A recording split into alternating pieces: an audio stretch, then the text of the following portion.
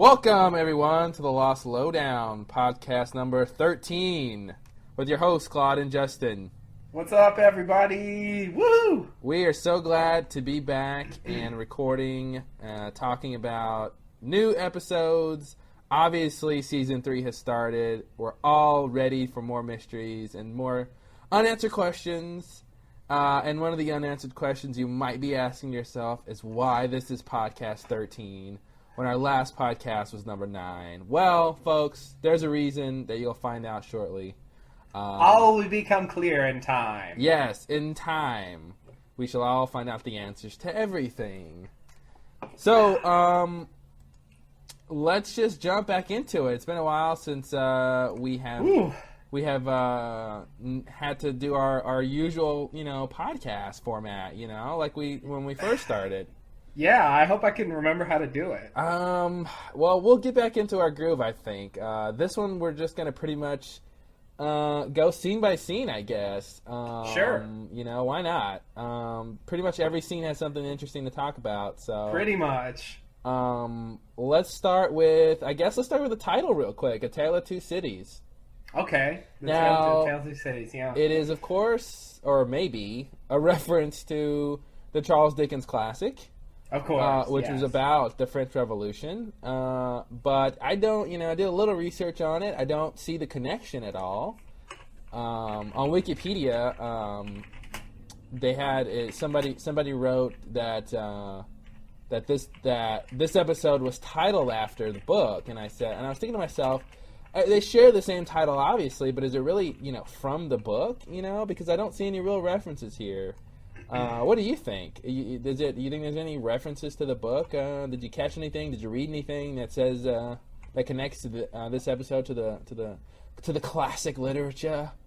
No. I think it's simply a reference to the fact that we get to see the other's village or whatever, and that the two cities are the other's village and the lost sort of community on the beach kind of place, and that I feel like it's just a reference to that, and a reference to the book. I think they like to refer to Charles Dickens. I'll also say that in the official podcast they actually address this question. Oh, good. So later on I can tell you more about it, but I don't want to sort of reveal what they say for some reason. This would be a perfect time to reveal that information, but if you want to wait... Oh, should I just tell you? Should I just go? I was just, yeah, whatever. Okay. So what they said was what I just said.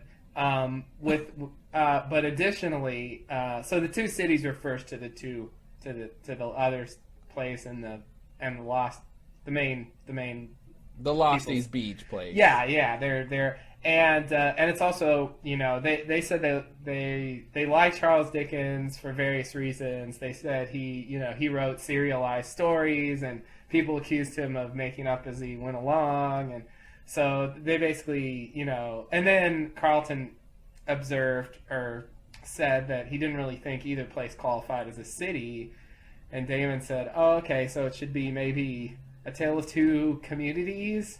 Mm-hmm. And he said, "Yeah, I guess." And then he said, "But it doesn't sound as good." So anyway, then they moved on. So yeah, that's what they had to say about it. Well, I would interject that it's really this episode isn't about the two places, so it's a little inaccurate. That's what I assumed too. That basically we were getting to see the others community, but the episode isn't about the two communities, so it's a little weird. But true, I get what they mean, and it's cool. It's a good little title. It's a nice little literary reference. Yeah. So let's jump into the episode. There's a lot of. I probably said "oh my god" like 50 times in the first like 5 minutes of the show. Yeah. There was a lot going on, and what I have to say is that it's really funny, and I've said this off podcast and maybe on a podcast before, but good writing is really simple. It's really funny how some of the things we're going to talk about in terms of what happened when the plane crashed and stuff like that, and everyone has been speculating for the last 2 years or whatever what's been going on.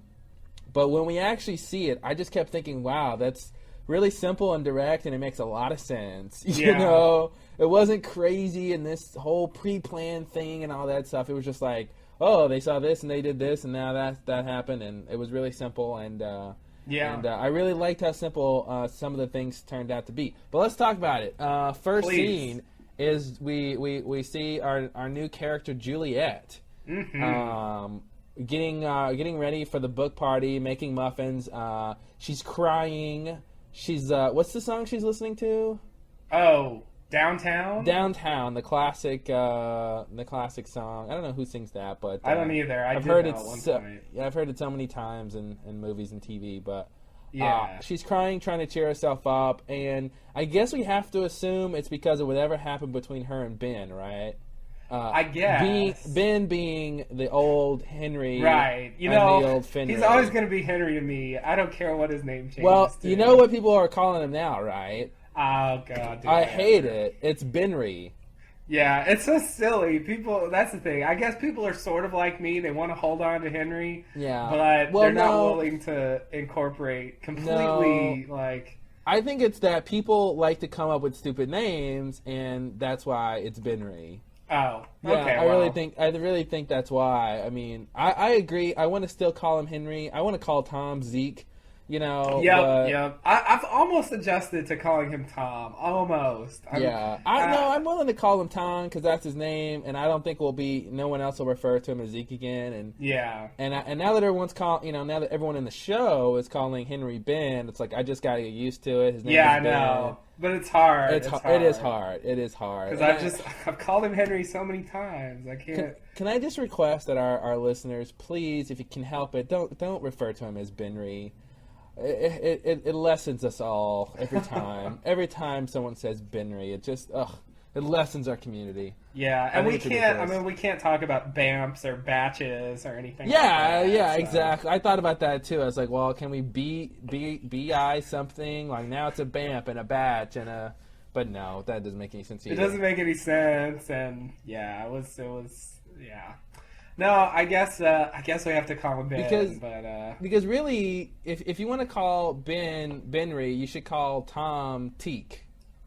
Yeah. You know, and nobody's calling him Teak. Or Zom. Or what? Zom. Well, I would assume you'd do the same thing and put the first letter of the new name on the old name. Yeah. I think you can do it either way. Well, there's no precedent for that, so you're wrong. I guess you just set the precedent, so now you're right. Okay, so what's up with Juliet and Ben? Good question. Obviously, in the next scene, after they see the plane crash, he turns to her and says, "I guess I'm out of the book club, huh?"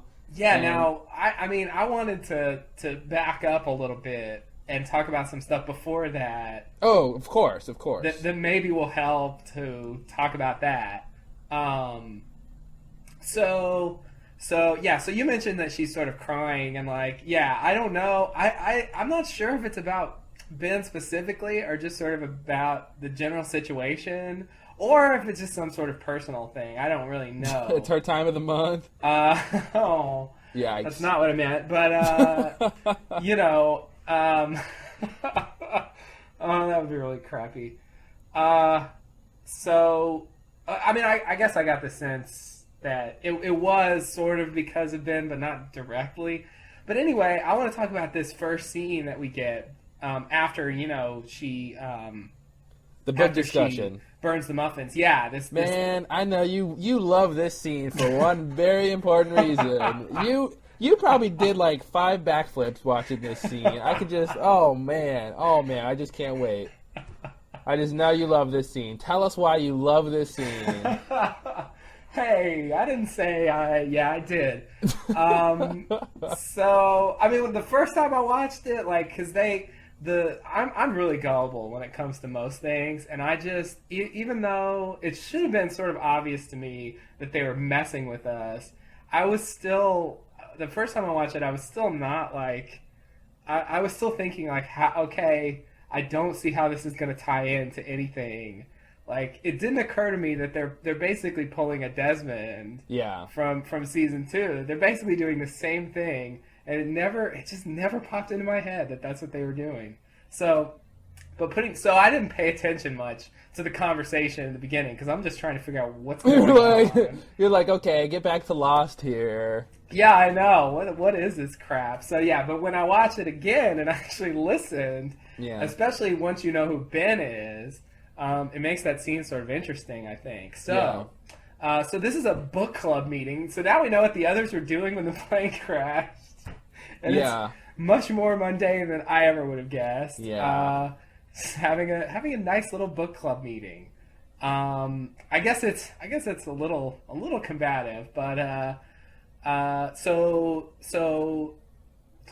Juliet is hosting this book club meeting, and they are discussing, if you look quite close, Carrie by Stephen King. And that's why you love it. And we may have just referred to that a couple of days ago, and it seemed really weird that they actually put that in there. When we talked about what you guys will hear over the break, our season 2 retrospective, we did talk about why Henry mentioned Stephen King, and I guess it's pertinent to talk about the fact that Adam, who is the guy who's sort of upset that Juliet chose Carrie by Stephen King, right? He says, if Ben was here, he would have never chosen this book. Yet Ben, i.e. Henry, or AKA Henry, requested Stephen King. Right. So did you? I'll ask. Did you think that was a facetious request? That's the way I have to interpret it now. Yeah. Because so according to him, like he wouldn't or doesn't like this stuff, and then later, I guess. There's so much stuff here. It's so hard for me to. So later, once we see the plane crash and Henry sends Goodwin and Ethan off, he looks at Juliet and then he sort of looks at the book, and then he looks back up and says, "So I guess I'm out of the book club." Mm-hmm. And that was so weird to me. Like he knew by looking at the book that he was out of the book club. Well, no, I think he looked at the book and realized that the book club meeting was going on, and he wasn't invited. Oh, yeah, I think that's what that meant. Like he looked and said, "Okay, you guys are having a meeting. Obviously, I guess I'm out of the club since you didn't invite me." I thought he was looking at the book and saw what the book was, and then thought, well, if you're reading that, then I'm obviously not involved. No. And that's the thing. I don't know. I mean, maybe Adam could be wrong in his assumption that, Ben wouldn't like it. I don't know. Do you really think that the writers knew that they were going to have this Stephen King reference in this episode when they wrote that reference back in, what was that? Was it? That was maternity leave. Maternity leave. Like, I really don't think that they knew that they were going to do this, but I think, whoever, I guess, was it Carlton and Damon who wrote this episode? It was. Actually, it was Damon and J.J. Abrams. Oh, okay. I think someone remembered that Stephen King reference and just wrote it into this episode because it's a pretty minor point in this episode. You're probably right. It doesn't really matter what book they're reading. Yeah. I mean, the point is he doesn't like it. Yeah. So it would. But yeah, you're probably right. They probably took that reference and so now that reference seems different when you think about this stuff. Yeah, so, Sorry. I was just gonna say, I guess when he originally asked Locke, basically, for those who don't remember, Locke gives him The Brothers Karamazov by Dostoevsky, and Ben goes, "Oh, what? You don't have any Stephen King?" And I guess he's saying, "Wow, this is a really crappy book. You don't have any other crappy books?" Or, I don't know. I don't really know how to take his comment if we're supposed to believe he doesn't like Stephen King. Or at least doesn't like Carrie. Right. Because I think Stephen King has other books that are different than Carrie. He does. He's a very versatile writer. It was a very early book, so all of his books are like that. And it's funny that it's really actually funny because in our season 2 podcast, which people will hear in the break, which will seem very old hat by the time they hear it, but we talked about because Henry says, do you have any Stephen King? And Locke says, our library is a little outdated. And then you brought up the point that Stephen King's first book, which is Carrie, was published in the 70s. So, that's, how old is this library? Because that's a fairly old book. Old enough that Dharma could have brought it. Yeah, exactly. So I thought it was weird that, the oldest Stephen King book is referenced, even back then when he says the library is outdated. And we brought up the fact that, we brought up Carrie before we even saw Carrie. I know. It makes me feel like I knew it was going to happen. Yeah, you didn't know. I really didn't. No. It was just a lucky guess. But yeah, when you hear that, you might, I don't know, be impressed or for some reason. Yeah, no one will care. So I also want to talk about what she said. She says, "Oh, this is my favorite book," and then she makes this comment. Here I am thinking that free will still exists. Yes, exactly. That's a very important comment, and I want to talk about that because she references Ben being in control, and she goes, "Here I am thinking free will actually exists," and I think something happened with Ben either asserting his control or becoming the new leader or something very, very recent. Very recent, something like that happened, and I think that's why she makes that comment. Where I think maybe she feels oppressed by Ben and whatever he's doing. Yeah, I feel like that's what that was about. Because I forgot the line exactly. The transcripts aren't up, so we can't go run to those. But she references Ben being in control. Yeah. Because I think it's when Adam says, if Ben was here, he would have never chosen that. She goes, well, here I am thinking free will actually exists. But there's a lot to talk about with what's going on in this community, what they're doing, why they're there. Let's get into that later, I guess. I don't know. Yeah, but this introduces the idea that there's dissent among the others. They're not like totally unified in their opinions about things. I always had the sense they really were. I never before this got the sense that there might be conflict among the others. Like this, and so it does. It seems like Ben Henry is some sort of tyrant or something who took over and has started sort of dominating what they can do, and sort of his take on things is what they have to abide by. Yeah, it's very weird. Obviously, I'm assuming this is obvious. These people are, left over from Dharma. Juliet said as much later in the episode. Yeah, she did. And one of the theories that we had and other people out there had is that the others were left over from the utopian project that Dharma had.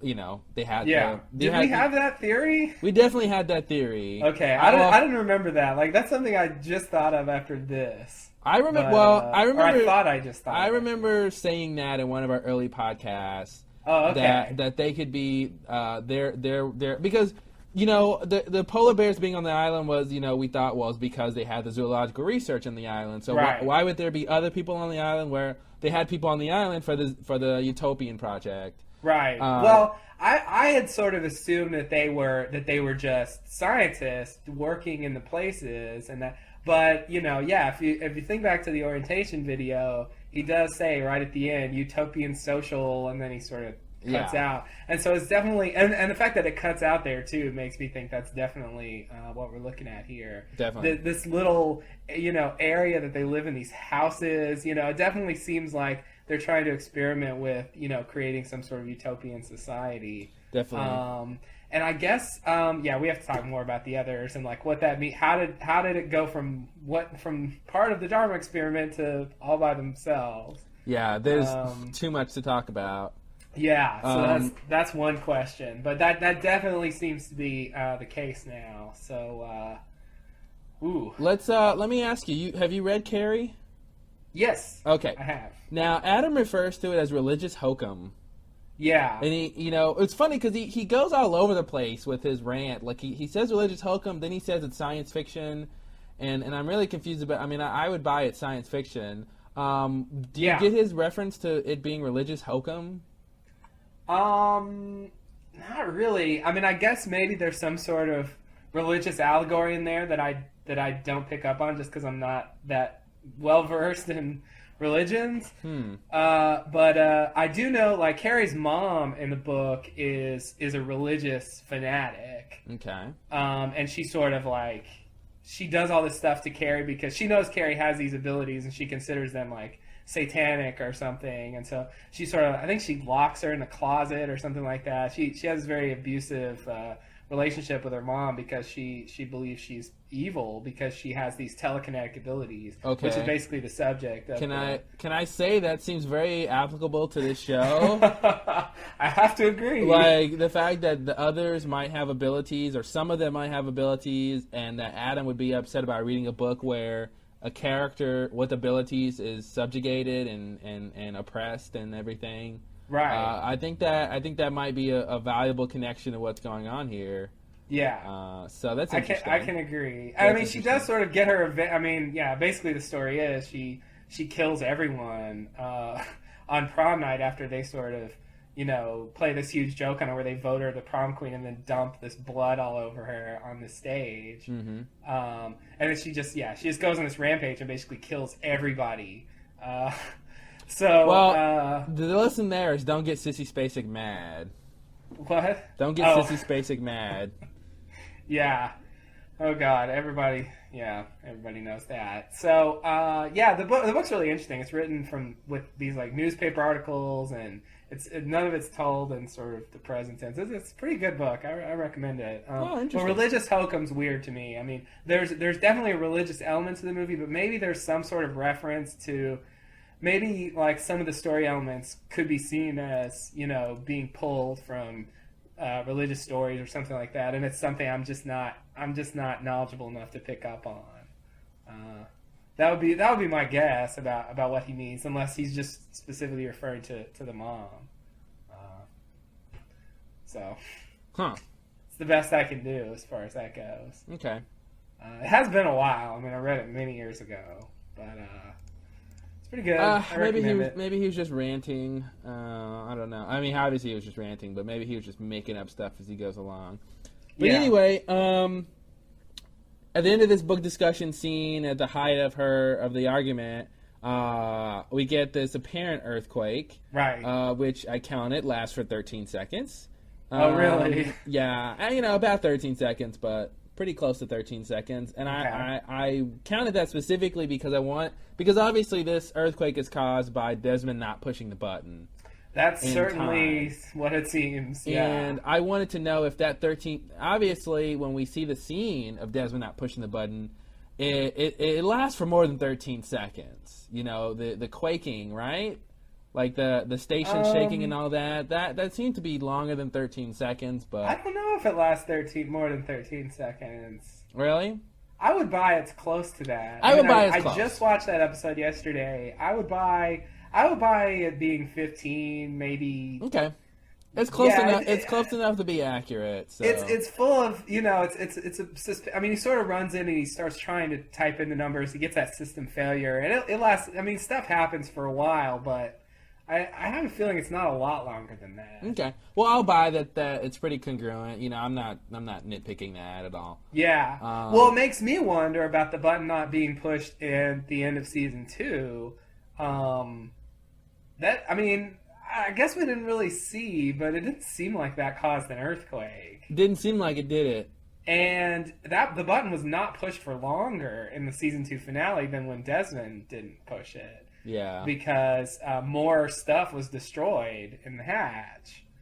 More stuff was flying. More and larger things were flying around when they didn't push it in the season 2 finale than when Desmond didn't push it. And Desmond's thing was enough to pull the plane down.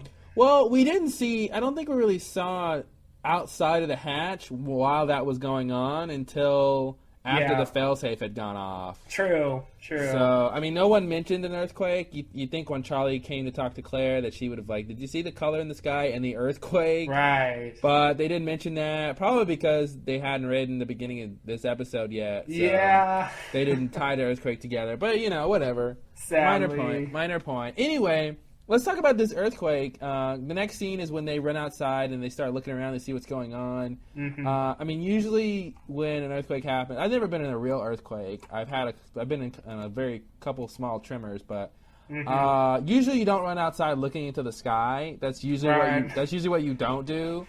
But it was very dramatic, and it's like everyone's looking around, and then of course those of us who are keen sort of knew what was going on. And I'm glad they're looking in the sky because I'm trying to find the plane too. And then we see the plane, of course, and then the tail section breaks off. Yeah. And then, what was really weird? Okay, let me finish the scene, and then tail section breaks off, and Ben, being very, I can see why he's in charge. He's a very quick thinker. He's like, Goodwin, did you see where the tail landed? If you run, you can get there in an hour. Which, in the next shot, when we zoom out and you see where it is, if he can run that far in an hour, he's got some skills. He needs to be on the Olympic track team.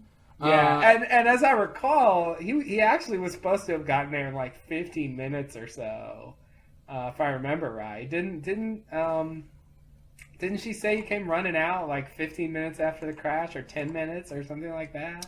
Ana Lucia said that he came out 15 minutes, but I think it was more like 15 minutes from when they got on the beach. I think sort of.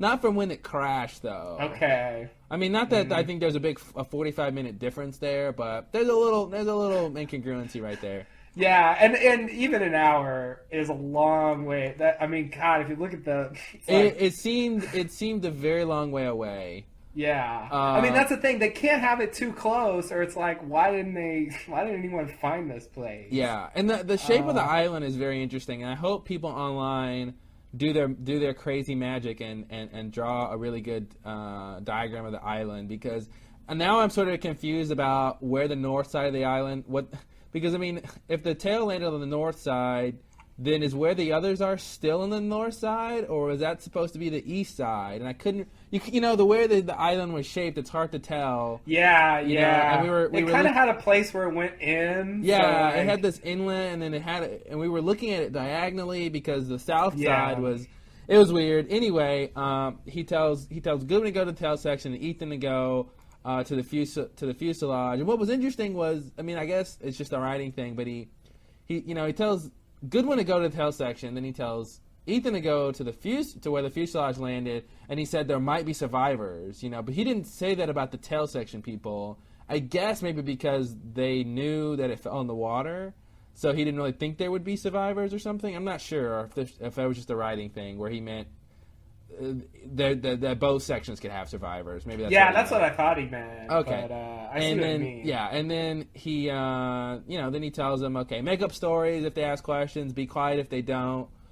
Which I think sort of explains why we didn't really see Ethan before Hurley finds him to ask him who he is. Right. When Ethan starts hunting with Locke, I think before that. Yeah. We see him in episode 9 for the first time. But anyway, I did want to sort of nitpick how the plane came apart, because the tail section, we've all taken a physics class, right? The tail section should have kept flying in the same trajectory as the fuselage.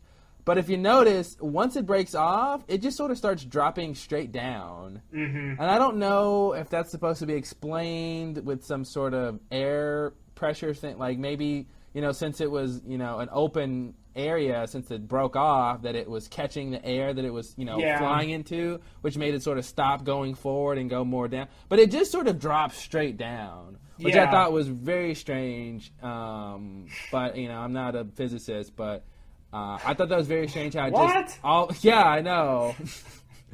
I know that's what's on my business card, but the tail section just dropped straight down, which was really weird, and the fuselage section keeps going straight, which was what it should have done. And I thought that the electromagnetism was supposed to have broken the tail off, where I guess what it really did was just weaken the stability of the plane. Yeah, I guess. I don't know. Or maybe it fell straight down because.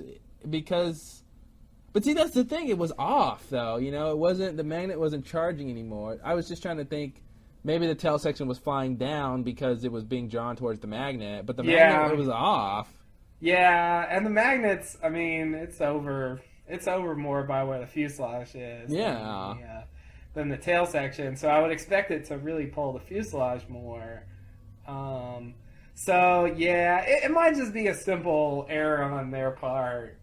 They just sort of wanted it to do that. I think they had to fudge it. I think to make it land where it landed and still get that shot in there to where the others are. Yeah, I think they had to fudge it to a lot of people are pointing out that the plane was too low to the ground. That like the way it seems in the previous times when we've seen the crash, like from the plane, it seems like everything's okay, and then sort of it gets a little out of control, and then the tail section breaks off, and it seems like it shouldn't have been that close to the ground when the tail section breaks off. It seems like it was already crashing before, Yeah. Yeah. So yeah, that's another sort of thing there with that, but because I mean it has to be fairly low considering how quick the exposure to the magnet was. It has to be fairly low to the ground in order to even hit the island, because if it's 30,000 feet up, by the time it falls to the ground, it can travel, pretty far and potentially miss the island completely. So right. They had to fudge it. I think they had to fudge quite a bit of things with that plane crash, but. Yeah. Can we back up a second real quick Please. and talk about Ethan, who's working on the plumbing. Now, we talked a lot about Ethan in our season 1 retrospective. Yeah, we never considered that he was a plumber. I know. I was coming up with all these crazy ideas of what Ethan might be, and he's just fixing the plumbing. I thought it was funny because when we first see his legs inside of the whatever he's working on there, the lady comes up. He's not done with the plumbing yet, and he says it's a work in progress. I knew that guy was somebody important. At first I thought it was Locke. I mean, it didn't sound like Locke, but I thought it might be Locke because he's got all these crazy jobs. And I thought this was like a flashback type thing, and he was just in another crazy job. Oh God! If they started with that. Yeah. I didn't know what was going on, and but then I was like, okay, that guy is so important. I just could tell, but I didn't catch the voice right away. Me either. Then when we find out it's Ethan, I'm like, oh yes! Like actually, that scene when she runs out and Ethan stands up and turns around, and you get a quick flash of his face. Yeah, and I noticed it was him. Enough to recognize him. He's got a pretty distinctive face. Yeah. And so I was like, yeah, man. I was like, I totally knew what was going on, and I was really happy. Yeah. And so people have wondered if Juliet is married to Ethan or in a relationship with Ethan, specifically because he's working on her plumbing, I guess. Right. I just wanted to mention that she does not have a ring on her finger. Not that really means a lot, but she's definitely not married in the conventional sense. Okay. So I just want to point out that detail. Yeah, I mean, he easily could have just been, he could just good be at that stuff. He could be the resident fix-it man for everybody. Yeah, which I really exactly. think is what that's about, because the old lady was like, and I think it's interesting. There's old people there. Which we should talk about in terms of the others being there for a long time. Exactly. That's what I was going to say. There should be some. Yeah, and so, unless they died. But, when she mentions, he's not done yet, I feel like, he I don't know, that just made me think that he works on everybody's thing, everybody's plumbing and whatever. I agree. So I just want to mention that. The reveal, it didn't quite fit. I still didn't catch on when I saw Ethan. I'm still, just like with maternity leave, my first thought was like, oh my God, what is he doing in this suburban neighborhood somewhere else? Well, I'll give you that. At first, when I saw him, I thought this was before he got on the island. Yeah. But then it dawned on me, no, this is because we had that theory that they were part of the utopian. Go back and listen to our podcast. I really don't remember that theory. I swear I thought I just came up with that. No, I'm pretty sure we mentioned that. And I was really patting myself on the back for that one. No. It didn't come through when Henry / Ben ran out. That was when it finally clicked in for me. Oh. Then I said, oh. Yeah. If he's there, then I guess I can assume this is the other. Yeah. But Ethan wasn't enough. I was ready to explain that away, but having Ethan and Henry in the same place just kind of. And then I love when he goes, "Good one," and I'm like, "Oh yeah, the home team's back." I know. It was like our three favorite others all there, ready to and spring so to action. Well, okay, the other big thing to talk about is that he said, "I want lists in 3 days." Yeah. Now, right. What's interesting about this, and I'm really upset we didn't get our season 2 retrospective up because we talked a lot about a lot of these things in our season 2 retrospective. We did about this list, and I guess we'll mention it now. Is that in maternity leave, Tom comes over to Ethan and says, you were supposed to get the list and then bring her in. Right. And he basically, Ethan did not do a list apparently. Yeah. And then Tom says, "Was I not clear?" Now, did he say, "Was I not clear"? Is that what he says, or was he not clear? I think he says, "Was I not clear?" Okay, because obviously at this point, Ben is the one who gave the order to get the list. Yeah. Now I think now maybe at a later time that hopefully we'll see. Oh, probably under further instruction. That's probably what I'm going to go ahead and say that's what further instruction episode 3 is going to be about. Okay. It's going to be more about what they were told to do and why they wanted to get Claire. Oh God, I'm putting my money on that one. See, that's the thing. I mean, he doesn't say a word about Claire at this point. Exactly. I think it's really important to note that he didn't say, all he said was list. Now, right. Why should they know what that means? That's a good question. Have they done this before? We obviously don't know what the list entail, but it obviously at the minimum would be a list of names. And how do they know that that's what he means by just I won't list in 3 days? I know. Are they This is something they must have done. I mean, we have Danielle's experience, which having her baby taken, and so maybe that's just what they do when people show up. I don't know. That's what it seems like. Yeah. I mean, it seems to be something. I mean, yeah, they caught on. They knew what to do really quick. So this is some sort of standard procedure they have, I guess. Well, I mean, Henry's 40 he's in his 40s maybe. Ben, I should say. So 16 years ago, he was 24. I really don't think that he would be here. Any of those guys, Ethan and Goodwin, would really be, really involved with what happened to Danielle 16 years ago. I feel like they were either at the very end of what was going on with Dharma at the time, or they just weren't high enough on the totem pole to be messing with, stealing Danielle's baby. I mean, that's just. I agree, but I just mean I think the others have. I mean, I think even if they weren't like even if Henry wasn't in charge yet, and even Goodwin weren't going to be the ones to go out and do stuff like that. I feel like the others just sort of know about these procedures just from being there. But how many times could it have really happened though? Well. And that's the thing. Why would you get? Because this should be the only time where this many people have landed on the island. I can understand, Danielle, and then obviously Desmond, and maybe Carl got stranded on the island too. The real Henry Gale. It's just like it didn't seem like you would really need to get a list unless there's a lot of people, And I don't know. Maybe they just knew what he meant, but I want list because he said. There might be survivors, so it just makes sense that it's the list of the people. Yeah, so maybe that's just sensical, if I can use that word. Right, sure. So, can we go on to the next scene? Sensible, sensical. What's the difference? Yeah. I want to. I don't know if I want to say this question. If it comes, does it come up in another scene? Pretty much. Oh yeah. It's hanging over this whole episode. It's sort of a general question that isn't specifically tied to any scene. So will it come back up again? Sure, I guess so. Yeah, I'll just leave it for now. Okay. The next scene, we see a flashback of Jack spying on Sarah. I guess she's a teacher. She seems to be working at this school, and she's sort of being very friendly with who I originally thought was the guy who stole her from Jack.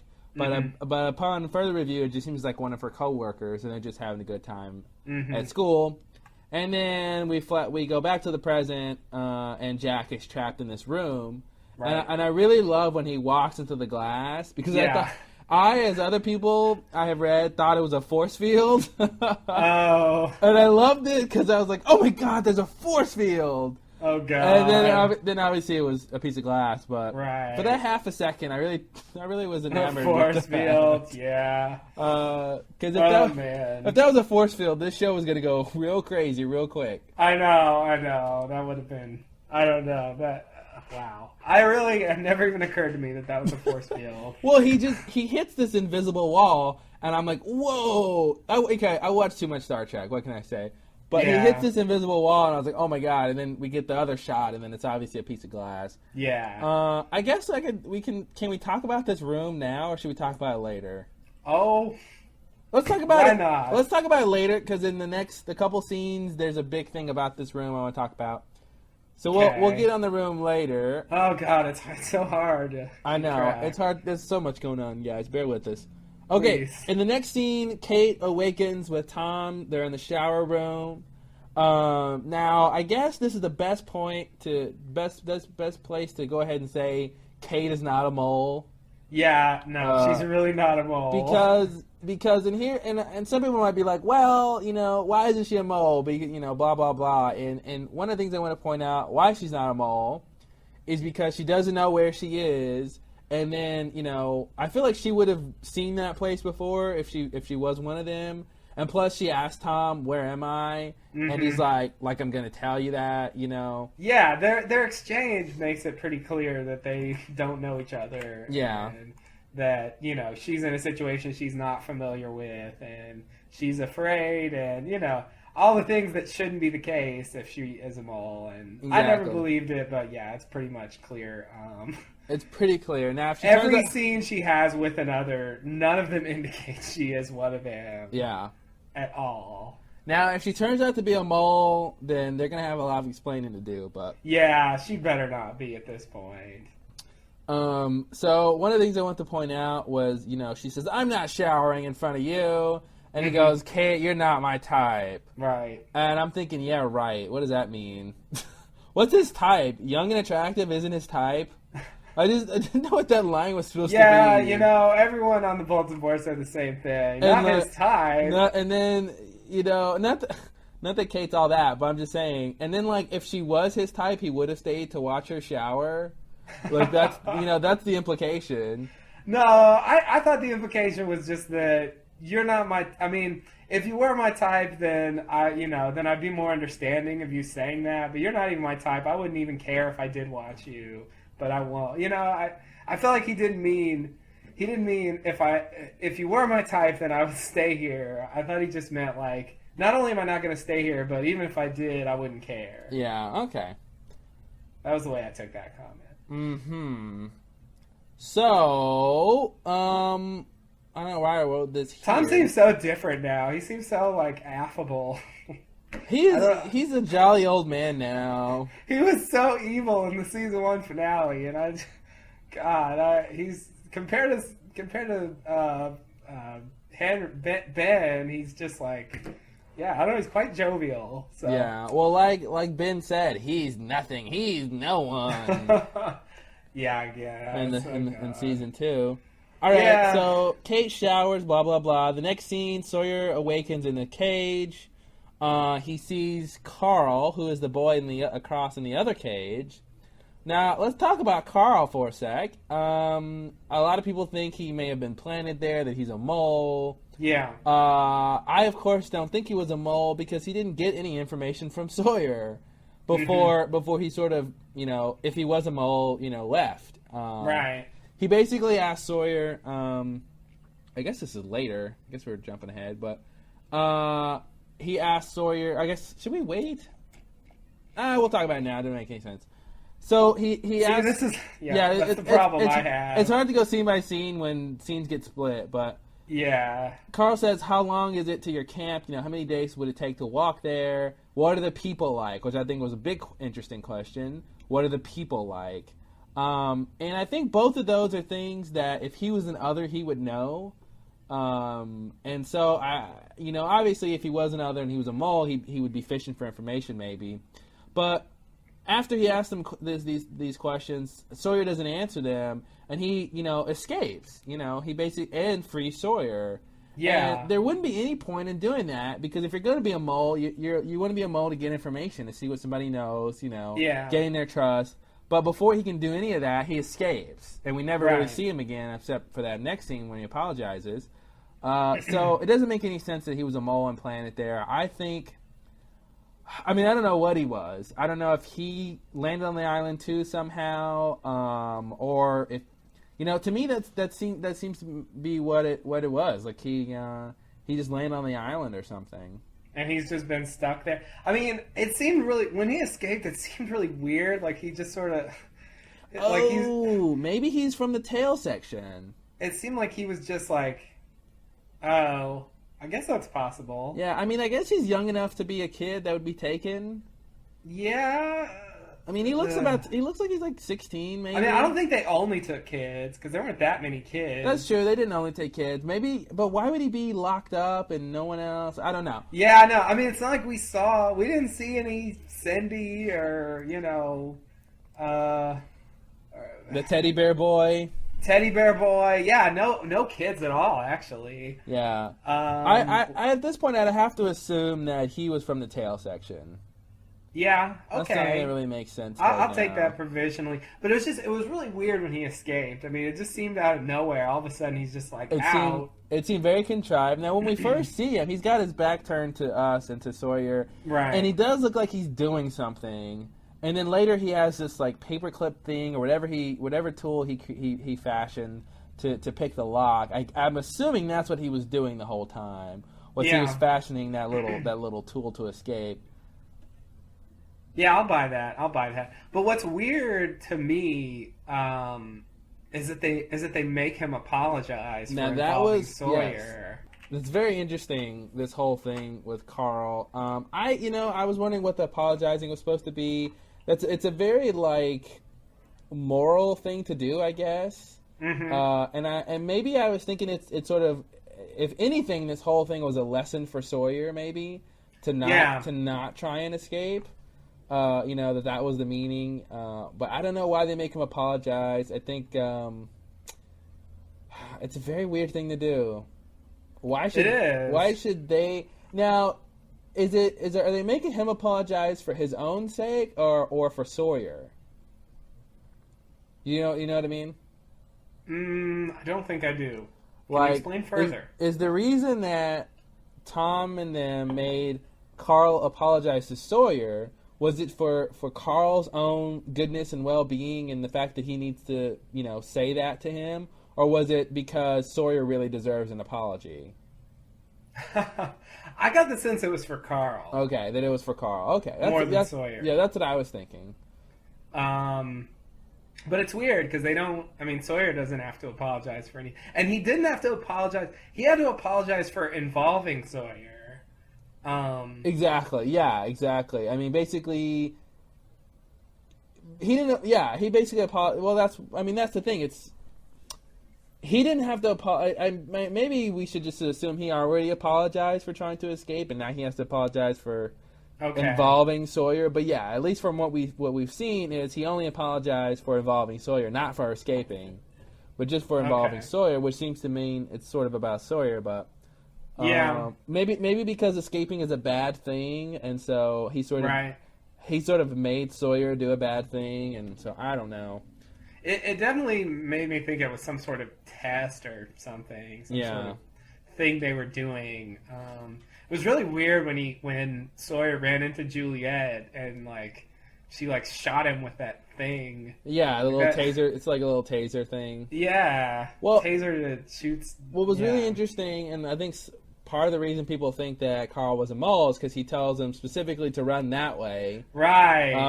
And he runs into Juliet. Now, another reason I don't think that Carl was orchestrating this thing, that he knew he was going to run into Juliet was because the only reason Juliet was there at that time was because Jack didn't want to talk to her.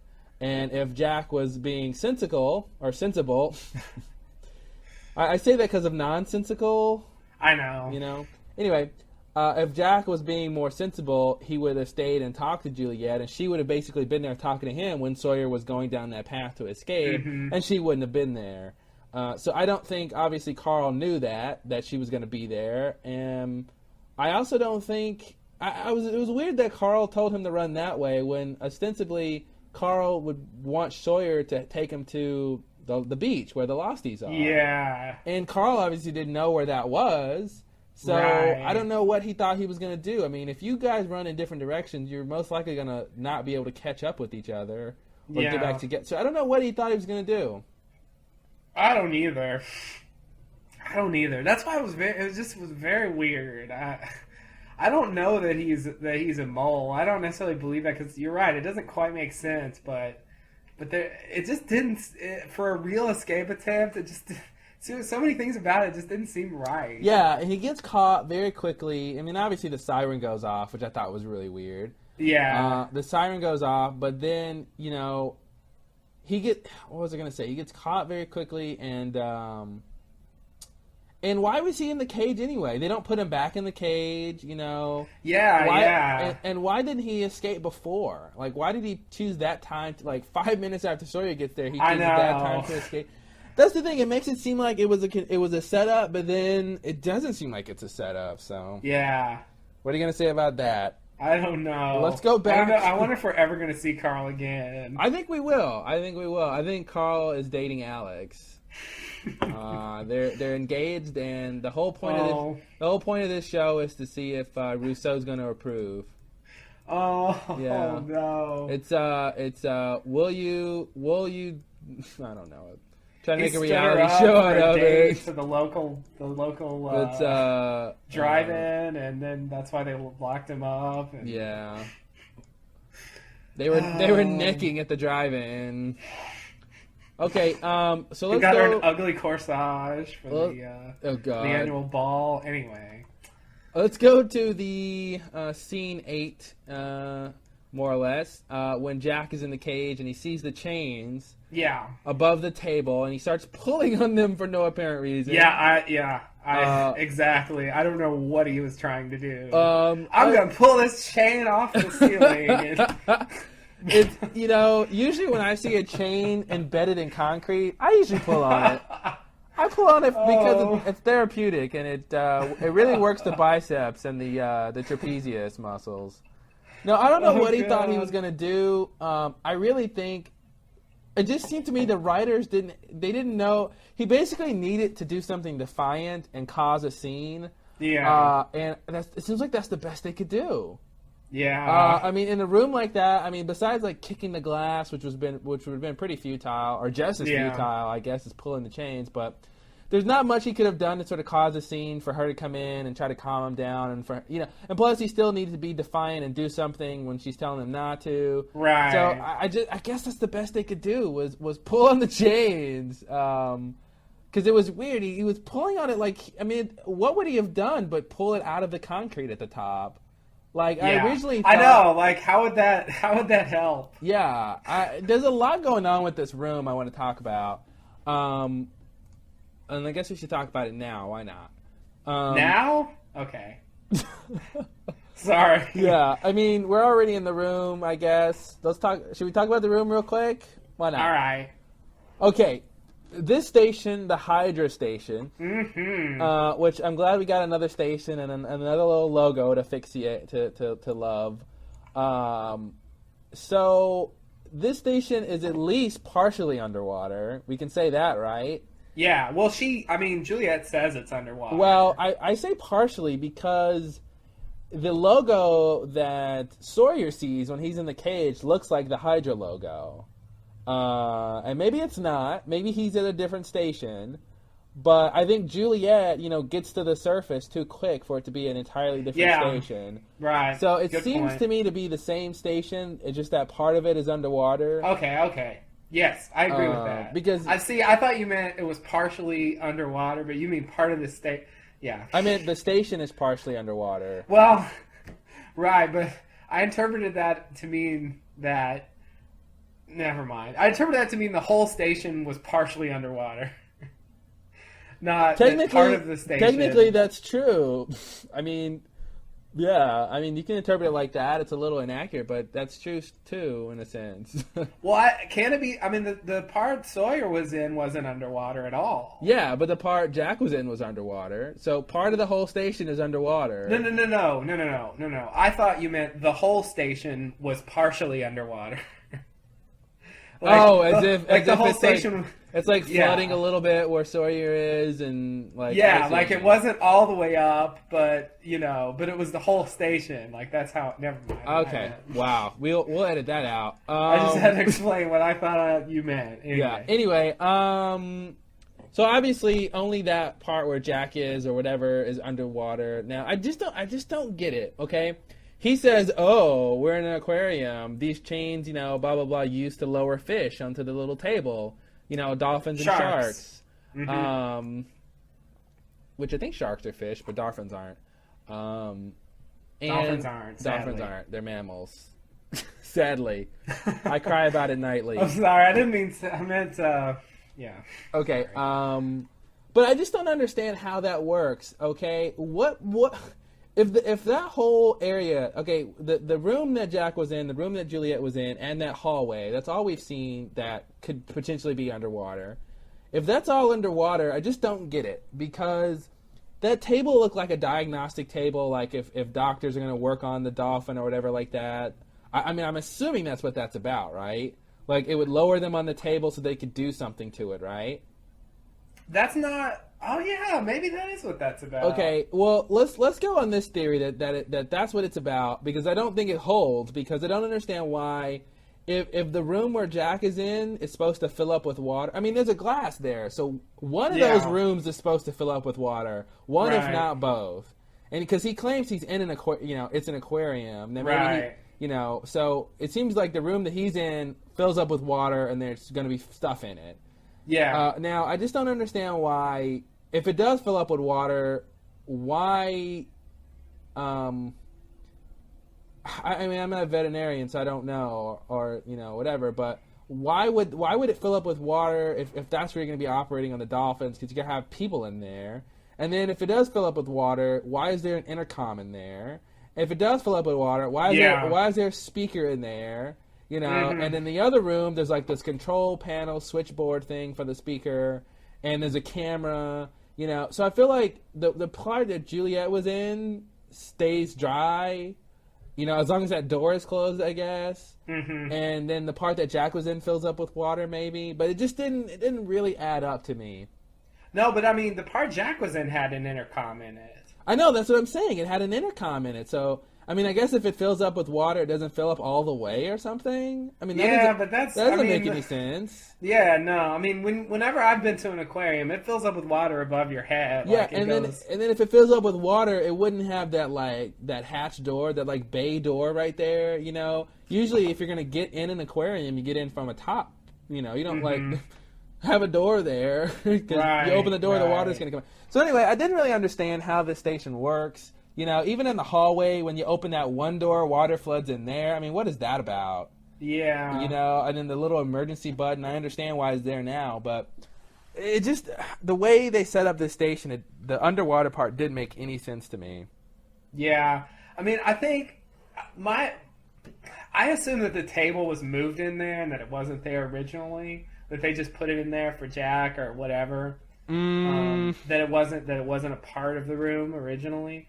But I think what really kills it for me is the intercom. I don't see how... I feel like they could have put the speaker and the intercom in there, and it wasn't in there originally. To me, the table, it's too big. I mean, whatever, but it's too big of a table to not be for the dolphin or the shark, because it was a very big, sturdy table and very antiseptic and medical looking.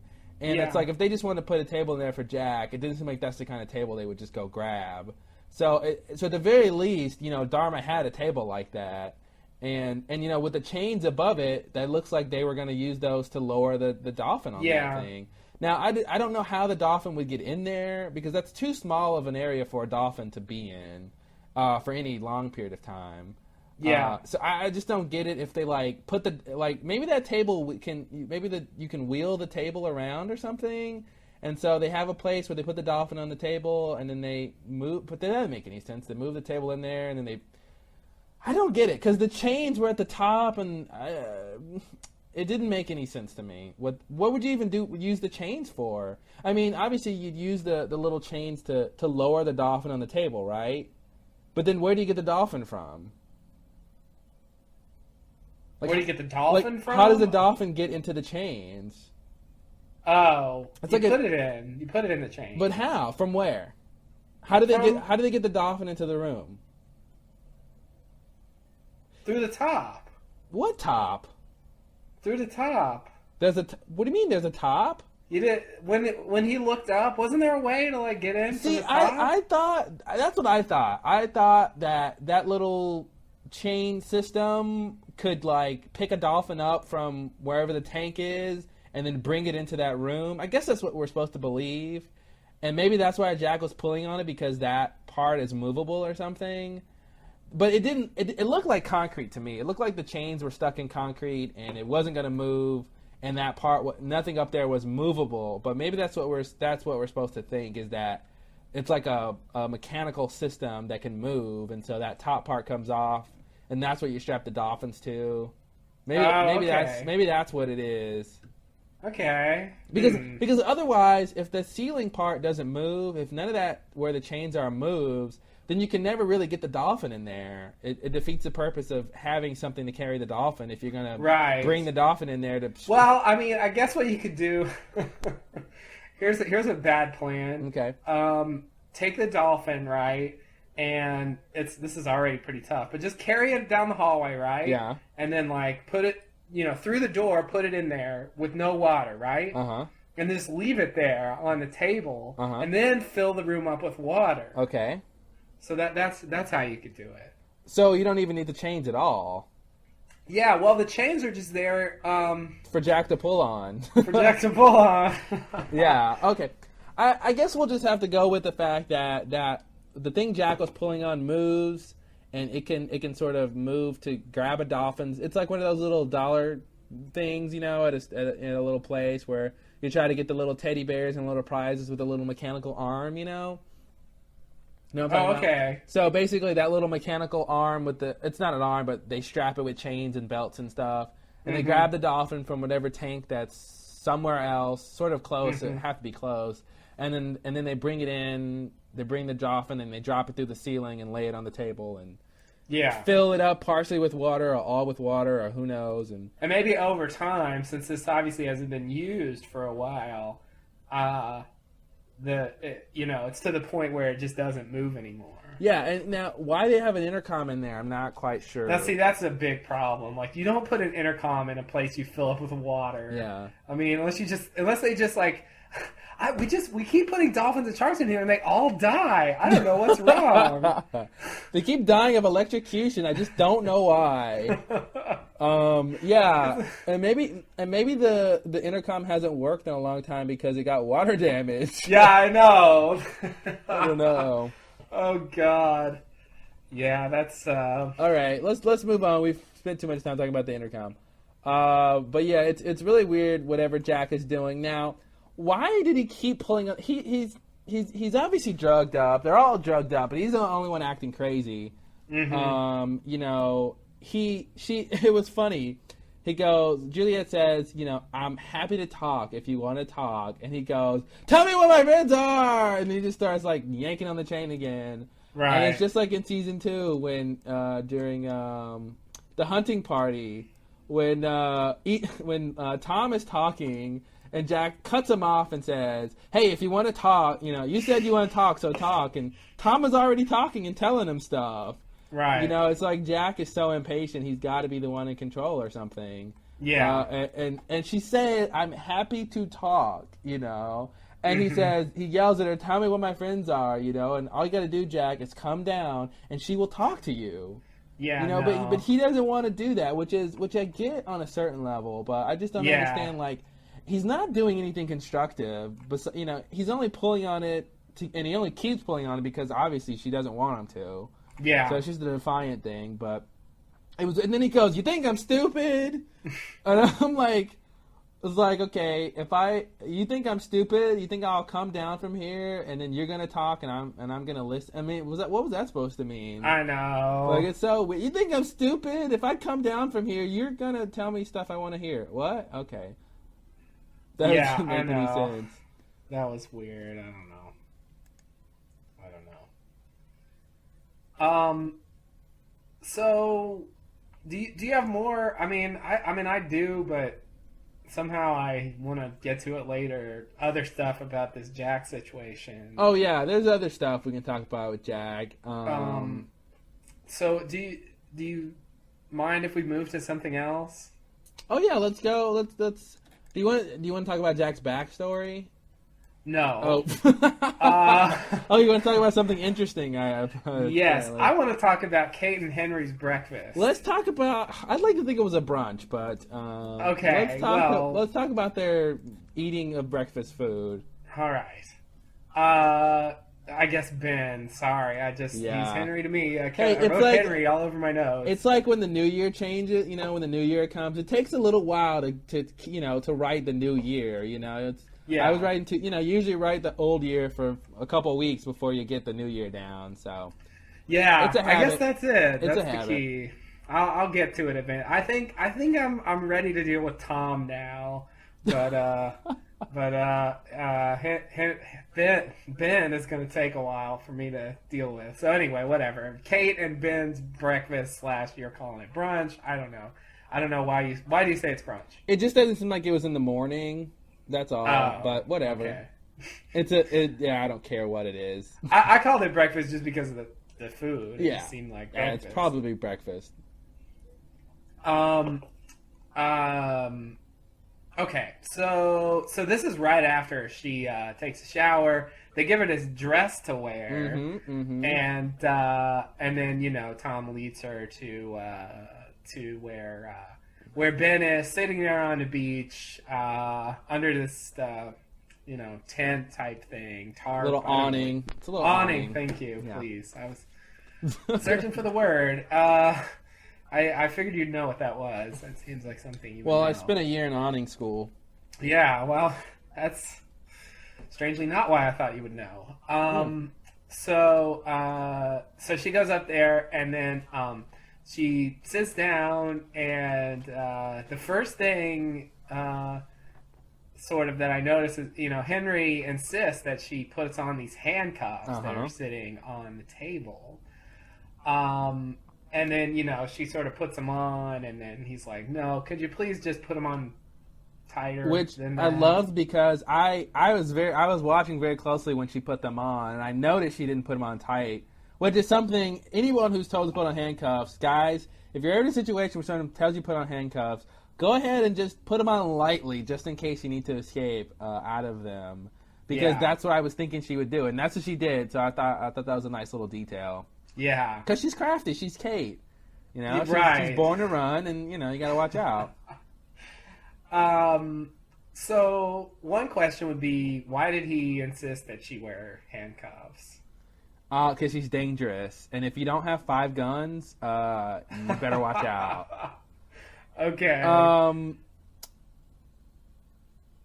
not really sure. I think it was because that she had a knife and fork handy. And it could have been. I mean, she could still get him with a knife. But I think when I first saw the handcuffs, I thought he was just going to cuff her to the chair or something. But I don't really know. I'm a little confused, and I think there's some weirdness going on there. And you know what? I think this scene, if you think about Kate being a mole, there's some interesting things there, I think, to think about. I already said she's not a mole, but this seems to me like, he says, the next 2 weeks are going to be very unpleasant for you. And this could be punishment for her not doing whatever she was supposed. If she's a mole, she was not doing what she was supposed to do. Now, later, when she's brought into the cage where Carl was, if you notice, the cuffs really hurt her arms. And it looks like there was something happened. I mean, if you wear cuffs tightly like that, you should be okay for a short amount of time without getting your arms all bruised up, your hand, your Yeah, I wrist. mean, Jin had a handcuff on one of his arms for practically a whole season. Yeah. Well, it hurt him, but it wasn't as bad. I mean, I think the fact that her hands were cuffed together, there's more friction there and there's more wear and tear, I think. But especially if you're being abused or something. And she has that weird look when she sees Sawyer. I mean, it was sort of a look of relief and sort of a look of sadness, I think, that they were both in this situation. Yeah. But it also looked like a look... Oh, I feel really stupid investigating her look. But it was also... It seemed like a look of, like regret. As if maybe she answered questions she felt guilty about answering. And maybe they got some answers out of her, and that's why, she looked a bit roughed up cuff-wise. Which is, I don't know what they could have done except, like, grab the cuffs and, like, shake them back. Tell me what you know. Shake, shake, shake. And it just sort of hurts her. Oh, God. I guess what we're just supposed to buy is that they were on very tightly, and during the course of her eating, they're just on really tightly, and it just really hurt. Mm-hmm. Now... Okay, sorry. Then go ahead. So they burned her clothes, which is kind of weird. They burned her clothes, and people have said maybe because of the sickness. Okay. I don't buy, but... It doesn't seem like they did that to Jack and Sawyer. Of course not. Yeah. So, now, I mean, she got this different treatment, really. Another thing to remember, I think, if it's important, is that she was the only one going around Henry, so maybe that's important. That if it was because of the sickness that, she was going near... I'm sorry, Ben. So maybe that was important. But I guess the question is, well, what about Tom and the others? Do they not matter about the sickness? Who knows? Mm-hmm. I don't think it was because of the sickness. But I don't know why they would do that. And maybe they're lying. Yeah, I know. That's always a possibility. Especially if it's something you can never trust. Do you have any speculation on what the next 2 weeks are going to be very unpleasant means? I think it's going to be celebrity boot camp. Okay. Yeah. Okay. She needs to lose a few pounds, and I think they're going to whip her into shape. Now, I don't know. I do want to point out really quickly, like, when he says put on the handcuffs, she goes, and if I don't? I know. Which is one of those lines that has been in, like, every movie and every TV show ever. There's always, like, do this, and if I don't? Right. Which you just got to have it in there. And you know what I'd also like to bar? I know this may not fit with this episode, but I'd like to bar, why are you telling me this? Oh, God. I've heard that way too many times. Yeah. Why are you telling me this? We've got to put a stop to why are you telling me this? Because I just can't deal with it. I don't remember anymore. who says that. I don't even know if it's in this episode. Okay. I just when I was watching the other last episodes, I saw it a few times. I do remember someone in season 2 saying, "Why are you telling me this?" Yeah, it's just it's one of those things where like someone says something oblique. I mean, like I know Ben says it to Echo after he confesses about killing the 2 others. Yeah, it's just like if someone says something and it's really not clear why they're saying it. They want to tell the audience, but the person saying it isn't going to just explain it on their own. So I guess you just have to have another character just ask them why. Yeah, I think when Ben asks it makes sense to me because he basically is saying, "Do you know I'm another?" When he asked, that's really what that question is about. Yeah. So it made sense in that situation. But my point was, I just love when she says, "And if I don't," and then he goes, "Then you don't get any coffee." I just love that line. I just love that. And she's like, "Well, hot damn, I better put on these cuffs because I sure want some coffee." No, I love that. That was very good. Enough I to love convince that. her. I love it. That was so weird. You, my dear, do not get any of this fresh roasted coffee. It was so Henry. I mean, it was so Henry. He's got his tongue in his cheek all the time. I know. No matter what the situation, he might throw a little one-liner at you. Yeah. Oh, you just don't get any coffee then, because you're a bad girl. You'll only get cream in your coffee, no sugar. Yeah, it was very. It was weird because she put it on. I guess she didn't really care what the answer really was, but I guess she knew she just better put it on. Yeah. Anyway, the next 2 weeks, very unpleasant. I can only assume, and I don't know what they're going to do, so I can't assume I don't know what to assume. I don't either, but I thought you might have some sort of wild speculation about what that means. Here we go. A series of tests for whatever reason, interrogation for whatever reason. Yeah. Maybe they're going to be, given more drugs and stuff like that.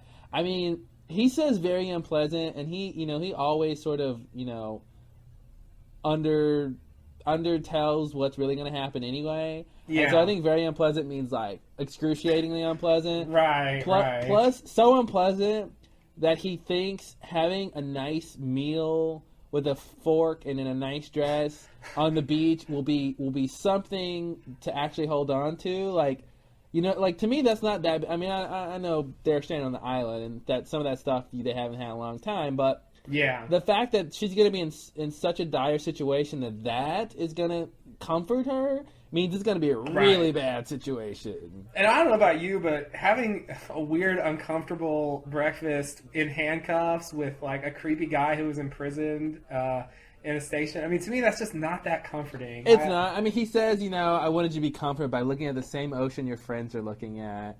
And, I think that was really the writers talking and really explaining what this scene was supposed to be about. I don't really think Kate bought it or that she was comfortable or that she'll even remember that. Yeah. But I would not look back on that with fond memories. The day when I ate lunch with Henry. It was glorious. Well, I think what that scene also does is obviously it sets up the 2-week unpleasantness. Right. And I think it starkly contrasts it because I think part of it is like, they think they're good people, so it's like, well, we're going to do this thing that's going to be pretty bad for her, but let's give her this good thing to sort of make up for it. Yeah. I think that's probably what that's about, too. Yeah, I guess so. So you think they're going to do something worse in particular to Kate than to Sawyer and Jack? Because, I mean, they didn't get any such. They haven't gotten anything. I don't know what. It seems like they're experimenting with Sawyer psychologically. Yeah, I want to talk about his little food test, but in a second. Oh, we definitely have to talk about and we got to talk about what Juliet is doing with Jack. Yep.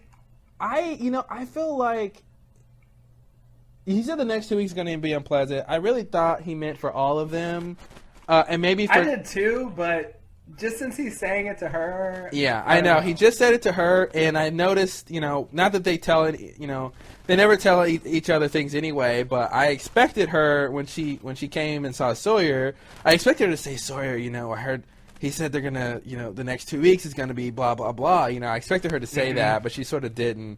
Yeah. So I don't know if it's just for her or not. I don't really know. We'll see. I don't think it is. I think if they do whatever they're going to do in 2 weeks, which I think they can do over the next 6 episodes, the next 5 episodes. Right. The next going to explain how they can get back to home. That basically the others are going to do A, B, and C with these guys and then let them go, basically. So we don't have to have a big escape scene and all that stuff. Right. And that they keep coming and looking for them, Because I think to a certain extent they're trying to get away from the others. At least from some of the speculation I've heard about season 3. Yeah, I know. Half of it says that, and the other half says it's all about the others. Yeah, so who knows? But I think if they're trying to get the others out of the storyline soon, then having this sort of 2-week deadline thing really gets us there. In 2 weeks, the others will be through doing whatever they wanted to do, and they won't have to bother the Lossies anymore. So I think in that situation, in that context, that I don't have a point though because I don't know what it's going to be. I mean, who knows? I want to think it's some sort of tests, but I don't know why the test would be unpleasant. Yeah, I know. I watched the season 2 finale yesterday, right before I watched this, and 3 minutes, and when Wall comes in to see Michael for the 3 minutes, they mentioned something about putting him in the room again. Uh-huh. Like, don't make me put you in the room again, or something like that. And I hadn't really noticed that line before. And so it makes me think that they, I mean, it sounds like they have some sort of like punishment room or whatever. I don't know if it has anything to do with what we've seen, but I get the idea that they, if they are going to run tests, there might be sort of like rewards and punishments involved or whatever for, the for the test that they perform. I don't think we've seen the room. I mean, nothing so far seems like that kind of. I mean, if they put him where Jack is, big deal, Yeah. And obviously, I don't think they would call where Sawyer is the room. No. So I don't think we've really seen it. I thought, back to what Tom said about to Kate. She says, "Where am I?" He says, "You really think I'll answer that? Like, I'll tell you. Like, why not? Why not say you're at our home or you're at this station or you're wherever? Like, oh, and I guess that's a point we should clarify or try to clarify is that where they're holding them is not where they live." Right. Because where they live is the little utopian place with the little cabins, and where they are is this sort of industrial station place. Which doesn't quite line up because they said you're coming home with us. Now maybe it's close, and maybe it's close enough to be called home. I don't know. I don't think so. I think they're just because they're clearly not in that little village. Or maybe. Well, they have to be close enough to the water to have that underwater station. So. Yeah. Oh, that's a good point. Because even if you're at the beach, is that really the beach is really shallow, So I'd love to see, now that I think about it, I'd love to see this station because obviously part of it has to be in the jungle where Sawyer is.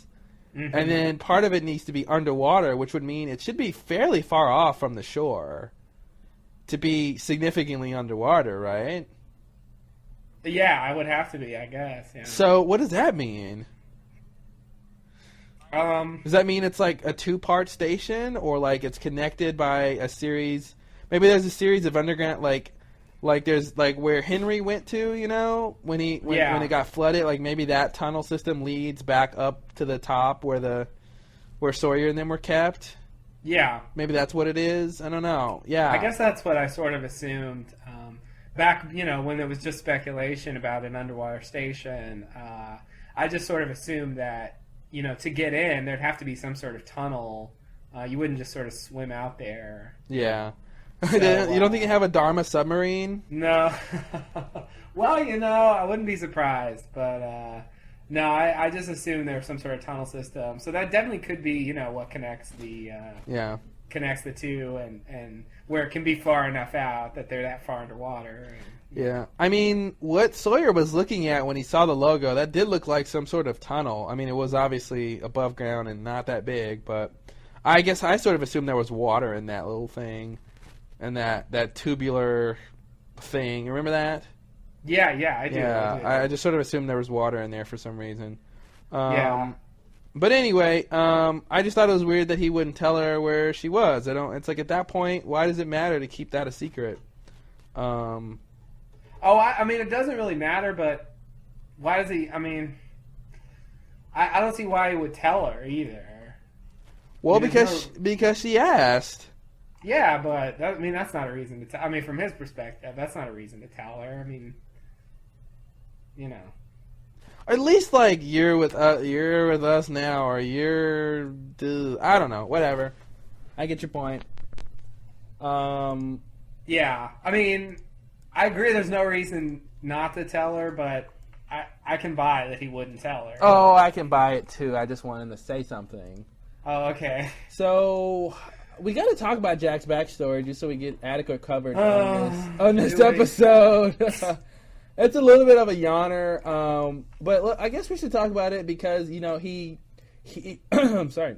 He hears his dad say "Let it go" through the intercom. Right now. I guess we both have something to say about that. Yeah. I'll let you go first. You're probably going to say what I'm going to say.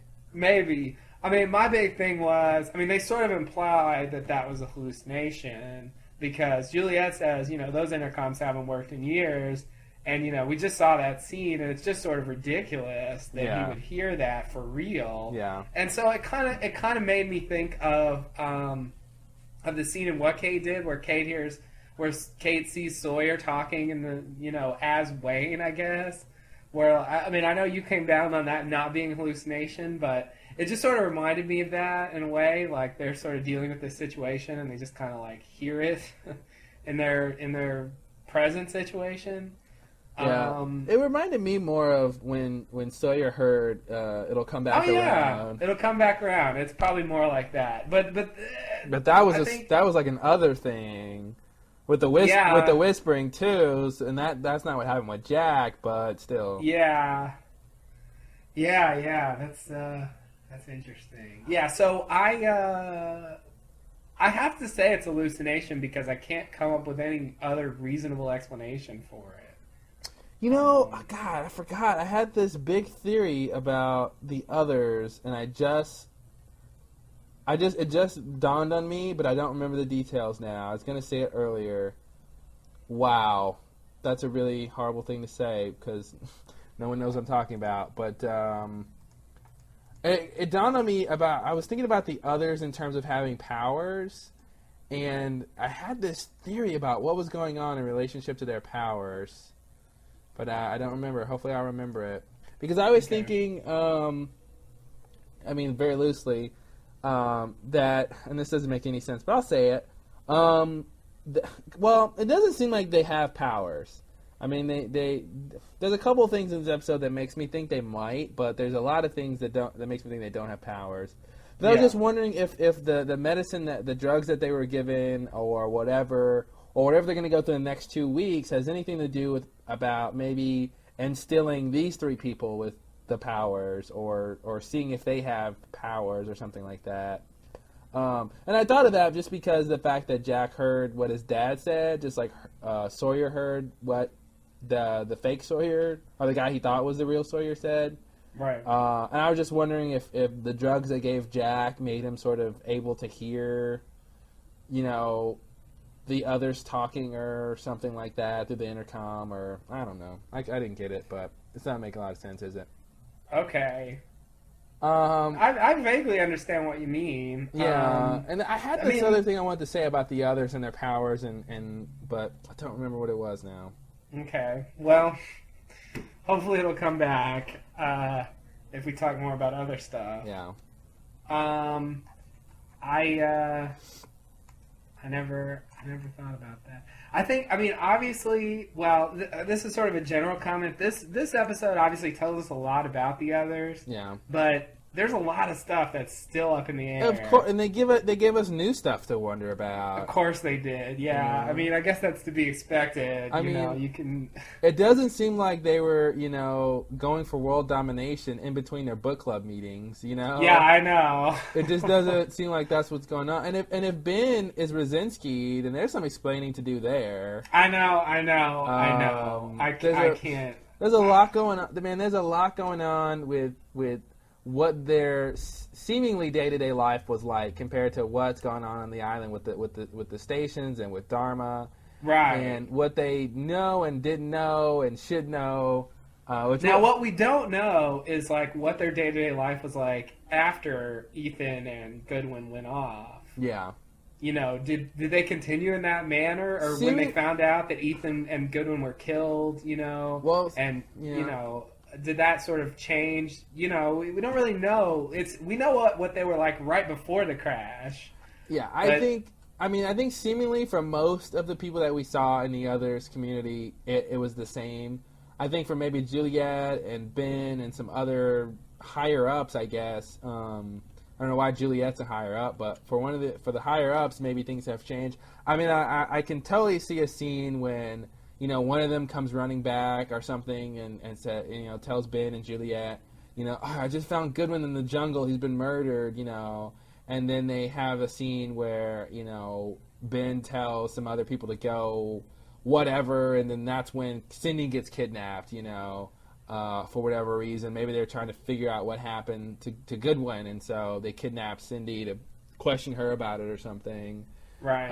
And I can definitely, I think we're going to get a lot of the other side of what, if I can use that pun, the other side of what was going on, during maternity leave and during all these pivotal moments in season 1 and season 2 when we were getting the Lofty side of it. I think we're going to get the other side of it. Like I said, them reacting to finding out Goodwin is dead and finding out Ethan was dead.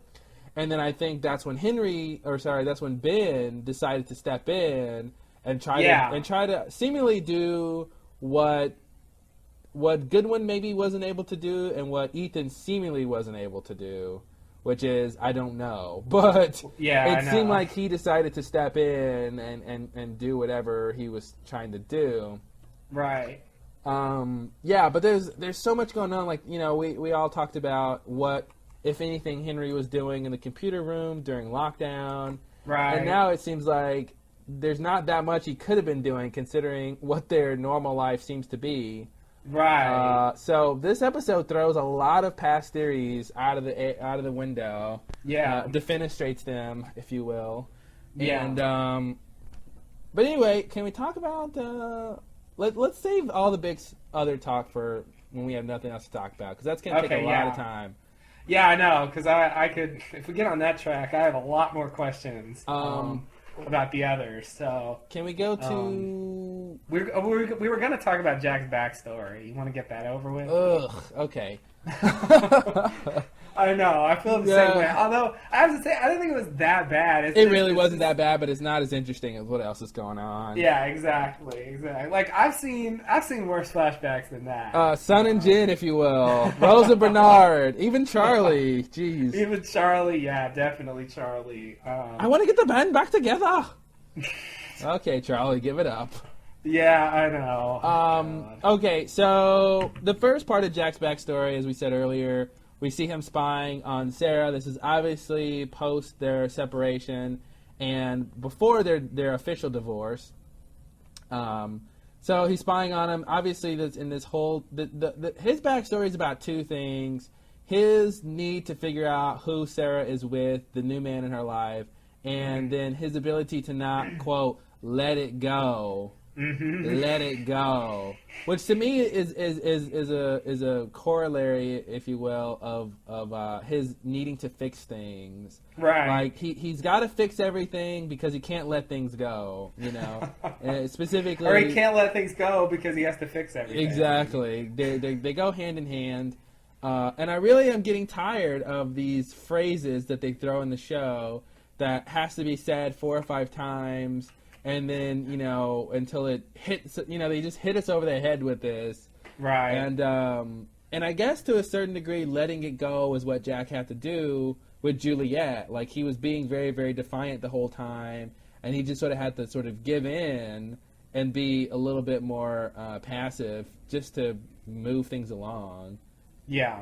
But anyway, so, Jack starts calling all the numbers on Sarah's phone and her cell phone, and then he sees that Sarah has been calling his dad, Christian, and he thinks Daddy is sleeping with his wife. Which was a theory that was out there. Which was a theory, and as soon as they said it on the show, I said, wow, it's so not true. I guess it's still not completely out of the realm of possibility, but just from Christian's reactions when Jack accuses him of it directly, I just don't think it's true, And plus, either. I mean, we do see that guy at the end that is with Sarah, but that could just be a red herring. It could be, but I don't think it is. I don't think it is either. I think it's I don't think. I mean, the thing that bothered me though is like, why wouldn't she just tell him, or why wouldn't his dad just say no? Because they got to make Jack let it go. I guess so. Like, I'm just like, guys, like, he'll shut up if you just say it's this guy or no, I'm not. But he would just sort of avoid it and just be like, drop it, Jack. Like, yeah. Like, it just bothered me that no one would just like, just tell him something. That's the thing. Get off your back. Exactly. He's like, Daddy, sleep with my wife, and he's like, Jack, just let it go, which means like, I might be sleeping with her. It doesn't matter. Let it go. It's like, I know. That's the thing. That's not what you should say to that. I mean, you gotta at least deny it, right? You have to at least deny it, and not agreeing is not denying. So Even if it is true, yeah, I mean, just saying, like, drop it. I mean, it just, I don't know, it just bothered me. I'm like, come on, guys. Like, it's so obvious you can get him to calm down. yeah, Just which give him which makes me something. think maybe they're trying to play into the is she with Christian or not? Maybe they're trying to do that to a small degree, because I think anybody who thought she was with Christian gets serious doubt with that scene at the end. You know, when she goes with that other guy. Right. And even when Jack sees, she bails him out, and Jack sees the guy, and he's like, "Is that him?" And she doesn't even say yes or no. I know. Like, she's just like, That's the "Let thing. it go, Jack." I mean, it's so at that point the guy is right. He's 20 feet away. Just say that's him. I know. If it's That's him, what bothered me. It's like, why can't you just say it? Yeah. God, what is it killing you to just tell? It's like she was as stubborn as he was. I know. Now I wonder if. Oh, we got to talk about that. I wonder. Now another reason why I think Christian and Sarah didn't say yes, or Sarah didn't say yes, that's him, or yes, there's someone else, is because maybe there isn't. Maybe there was a man that took Sarah's attention away from Jack, and but as of this flashback, that man's not in her life anymore, and so there really isn't anyone for her to say, yes, this is the guy, it's Bill, blah blah blah, and so maybe that's part of the reason why she's not just saying yes, because there isn't anybody, and moreover, it's not the point. The point is, I don't want to be with you anymore, so let it go. I think that should be thrown in the mix too. I mean, obviously we saw the guy she was with at the end. That could have just been a friend. Who knows? But yeah. I think to a certain degree it could just be that there is no one, and that's why they're not telling him yes or no, because there isn't anyone. So. Well, why can't they just tell him that? I mean, is it just... Yeah, they could.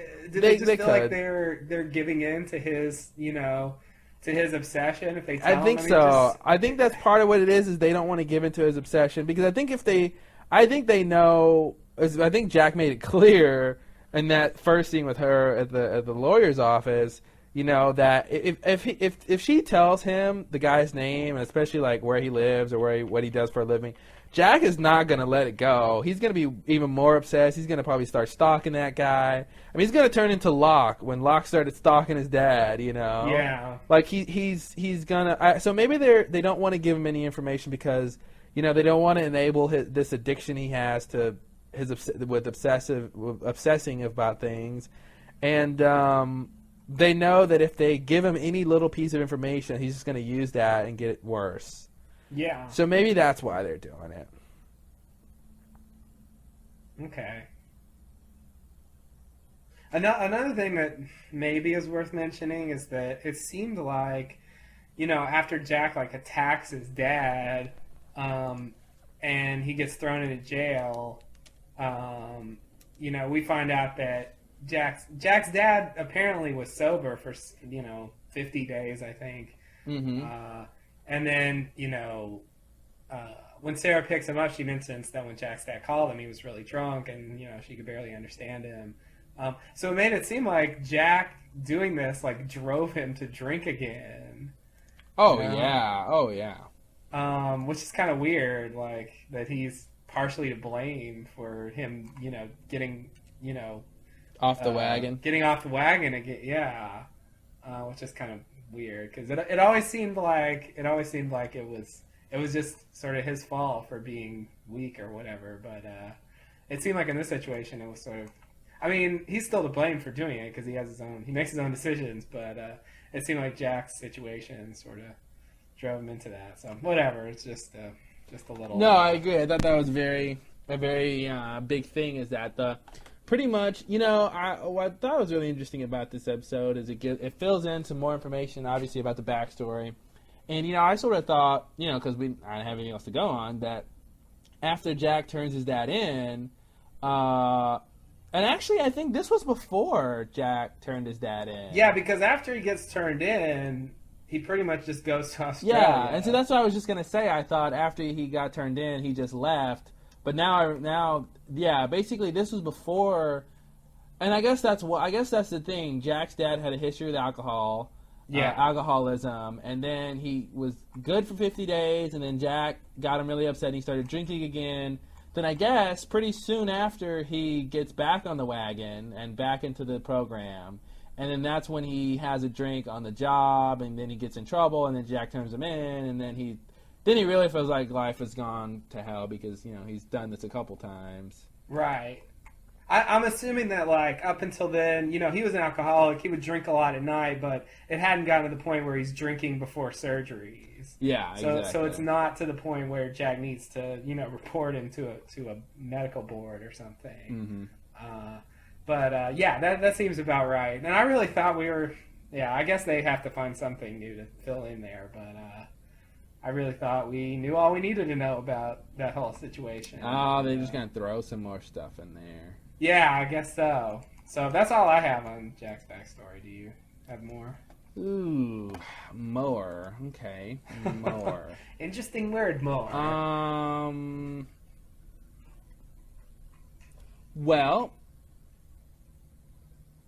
it was that scene when they go to the AA meeting. He follows his dad to the AA meeting, and then he just walks in and starts rambling. I thought that was really interesting that the lady was like, "Come on, Jack, sit down. It's good that you're here." Like, I mean, I've never been to an AA meeting, but that seemed like a very strange thing to do. And invite the person that you're having a problem with to talk to these. I don't know. It just seemed like a weird thing to do. Did she really think he was going to sit down, especially in that condition? Sit down and share his feelings about his father that he hasn't really been able to even tell his father, let alone some strangers. But I guess that's that's her job. Yeah. I mean, I think she would like him to do that, but the idea that he would is sort of silly. Yeah. There was a poster of the 12 steps in the background. Oh, really? So it was definitely an AA meeting. The door said Friends of Bill, and then a letter. I couldn't get a good picture of it. I don't really know what that was supposed to mean. Maybe I misread it, but the door had a weird sign on it. Didn't see it. I guess that's all I have about his backstory. I thought it was interesting that Sarah says, "Where's your lawyer?" and her lawyer didn't seem to be there. I know. Although maybe that was her lawyer's office, maybe. Yeah, maybe. Yeah, I guess that makes sense. Yeah, it makes sense. Where else would they be? They got to be at somebody's lawyer's office. So. Yeah. Yeah, that makes sense. Okay. I was gonna say great point, and then you. Yeah, my point blew up. Much like the hatch in season 2. Sorry. Or did it? We'll find out. Well, it caused an earthquake, so. I don't know. Or did it? I don't know what that means. You can't say "or did it" all the time. Sorry. Okay, so let's go back to the present. I'm glad we talked Please. about Jack because I don't know why. Let's talk about Jack and Juliet. Okay. Well, I don't know where to start. Well, I don't either. I just wanted to quickly say, right before Jack has the apparent hallucination. He tries to drink the water that's dropping from the ceiling. Oh, right. Which I thought was a very good survival. He's really thirsty and oh man, that's good, Jack. Yeah, drink the water that's dripping. Yeah, good job, buddy. And then he spits it out because it's apparently not water or not tasty. I assumed it was really nasty for some reason. Yeah, I thought that was very interesting. Yeah. Well, I don't know why they chose to do that, but I thought that was very good. Julia brings the food several times. The first time she brings a little grilled cheese sandwich. Right. With a little parsley on the side for no apparent reason. It was kind of burned, too. It was black. Well, it was burned in certain parts. I think people like to make their grilled cheese like that sometimes. Really? Ugh. Well, it's not burned. It's Cajun style. Yeah. Oh God. So Cajun style. I wanna point out, which I guess means they're in New Orleans. No, I want to point out that obviously there was a Dharma logo on the water, and there was also a Dharma logo on the food tray, which to me is really interesting. That Dharma gives them food trays, Dharma just ordered everything, man. They're like, okay, yeah, they really have the need- bases covered. We need Dharma pencils. We need Dharma floor mats. We need Dharma insoles. We need Dharma lamp covers. We need Dharma, like, everything. Yeah, they just had to put their labels Yeah. on everything. Or maybe that's what they did. They just ordered, like, a lot of Dharma labels, and they just slapped Yeah. it on, like, anything that was around. They just slapped it on there. That's the sense I got. It's like a store brand thing. Like they have some deal where like they just got stuff from people and just slapped their label on it. You know? Oh, they're Dell. No, just kidding.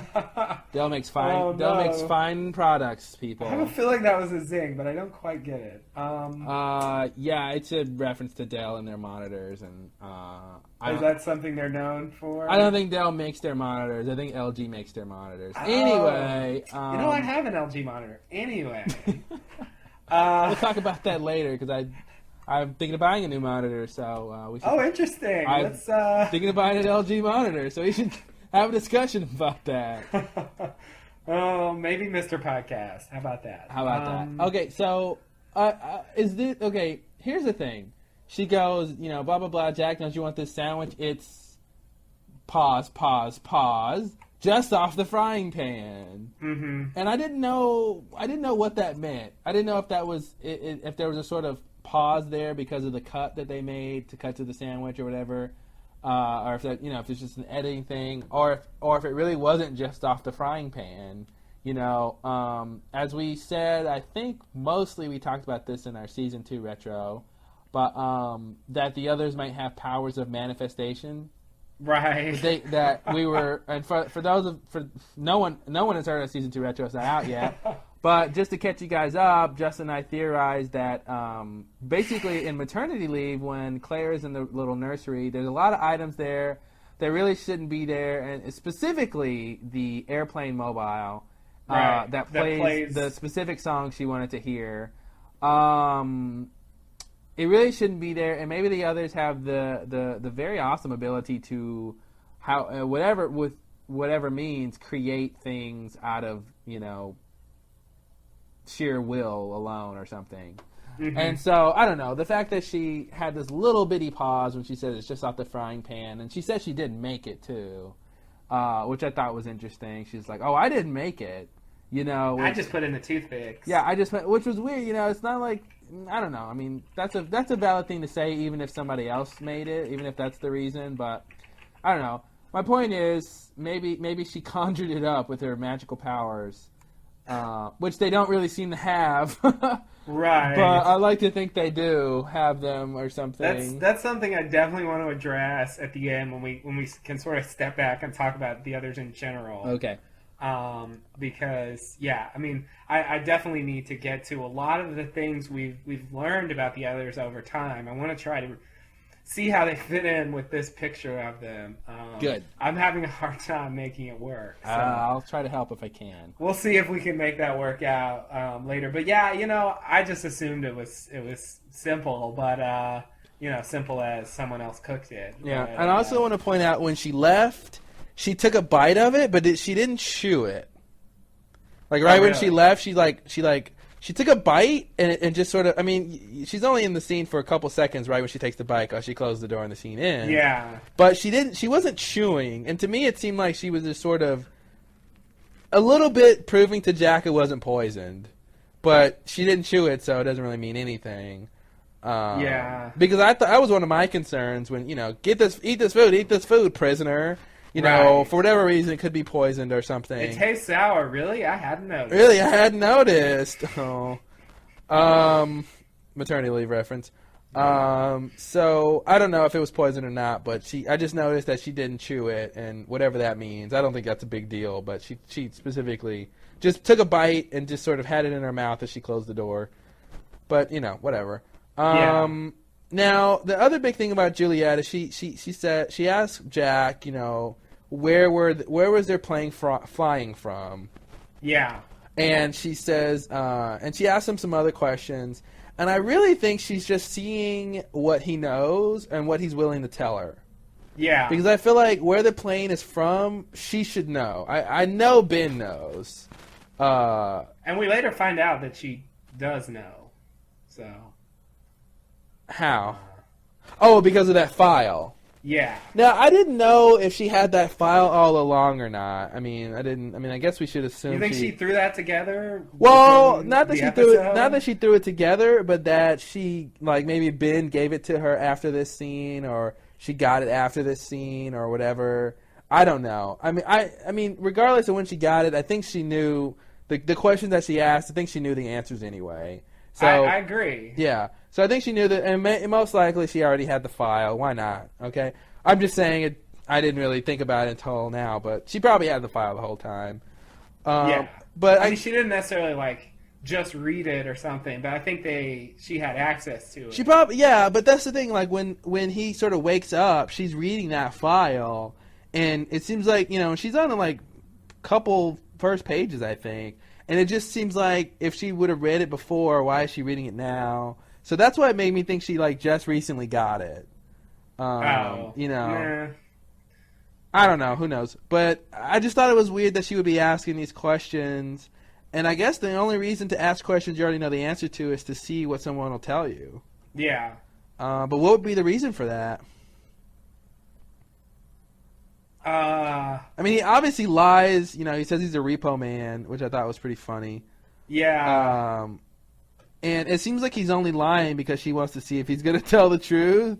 Yeah. I mean, I feel like and it just seems like that's the only reason he lies is because he sort of knows, or specifically the writers just want to use that. He didn't seem to me to believe in his lie either. The way he delivered it made it seem like he was lying. He was very agitated, and he was borderline hallucinating and crazy. So he was on edge. I bought it. I bought it though. Because he's a people person, so he loves it. Yeah, no, the way he was very sarcastic in the delivery, and I don't think anybody would really believe he was I mean, when you say I'm a repo man, I'm a people person, so I love it. I mean, that's just too sarcastic for belief. Yeah, and I'm not used to Jack answering questions like that. It was very it's a very Jack is weird in this episode. He's very defiant and like he's not very logical. He is drugged up though, so maybe that's the reason. He's not quite as bad as Claire was. But, no, well, I don't think it's the same drugs, and I wonder what drugs. I guess we'll wait to talk about that later. But what drugs did they give him the vaccine? I mean, I don't think they gave him the vaccine. I don't either. So what could it have been? I got the sense that it was just something to sort of knock him out,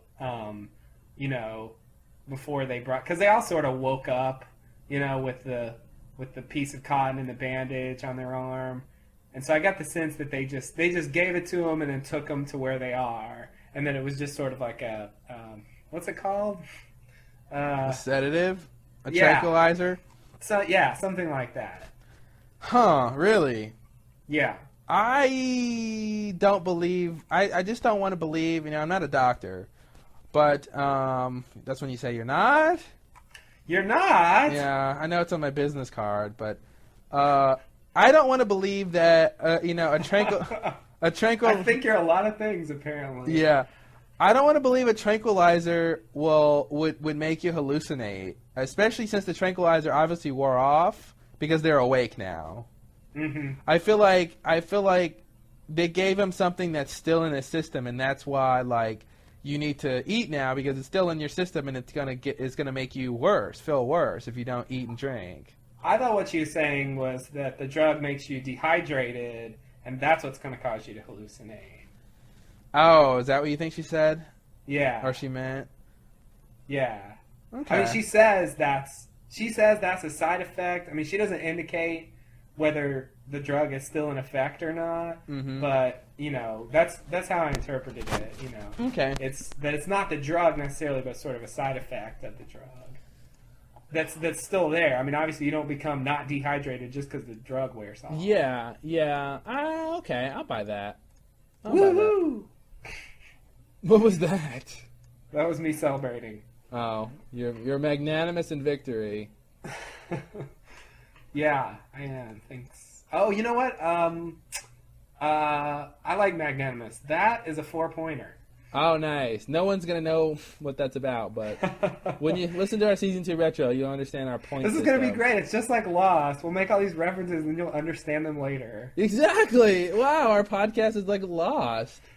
Well, yeah, like you said, we'll bring up stuff, and you guys won't know what it means until you listen to our Season 2 retro. And then you go, oh. Yeah. So I hope you guys are taking notes, because you'll need to be able to piece these things together. So wait, Magnanimous, I got 4 points for that? 4 points. Yeah. I still can't break 5. You know what? Actually, I want to give you more for that. How about 6? See, but then when you do that, you always try to give me too many points, and now I don't want 6. I think 5 is enough. Okay, 5. Maybe I was being a little too generous. I feel like it's worth more than 4, because that's a word I really don't hear very often. Thank you. I know the word, so I don't want to give it too high. I think 5 is adequate. Okay. All right, I'll stick with 5. Anyway, what were you saying? Sorry. I am trying to figure out what's going on. I was trying to look at the episode and figure out what that line was about with the food again. I just want to hear it again to see if I believed you for real. You mean the drug?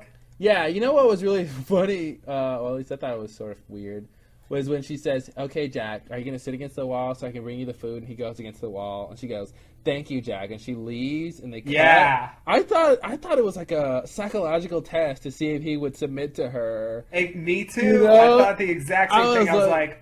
I was like, sorry. Wow, she just fucked him over just to prove a point. Yeah. And then, of course, she comes to the door later. That's the thing. Like, I didn't understand how she was going to get in there. Yeah. And so, I was like, oh my God, that's so cool. Like, Yeah. she made him submit to her will, and she's just not going to give him the food now. Yeah, exactly. Thank you, Jack. And she leaves with the food. I was like, oh my, yeah, it freaked me out. And then she just comes in later, and I'm like, I know. Like, I love that version of it. I wish they had done that. Yeah. Because I loved thinking that. I'm like, wow, that's great. Like, oh, man. Oh, well. We can't have everything. I mean, I understand, like, there's no way for her to get in through that glass thing. Yeah, I thought she was going to come through the glass somehow. Yeah, I did too, even though, like, yeah.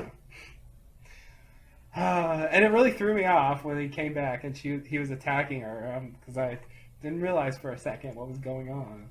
I just listened to the thing again, and yeah, I agree with you. She says the side effect is dehydration, and then she basically talks about the results of that and says, you know, if you don't eat or drink soon, you're gonna start hallucinating. So yeah, I guess I'll buy that it was pretty much just a knockout drug.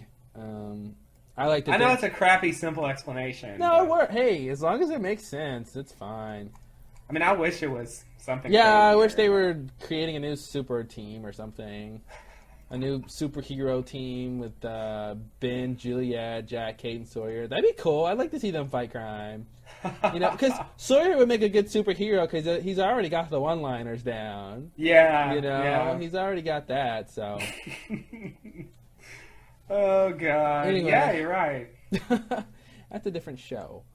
Okay, so let's talk about... Okay,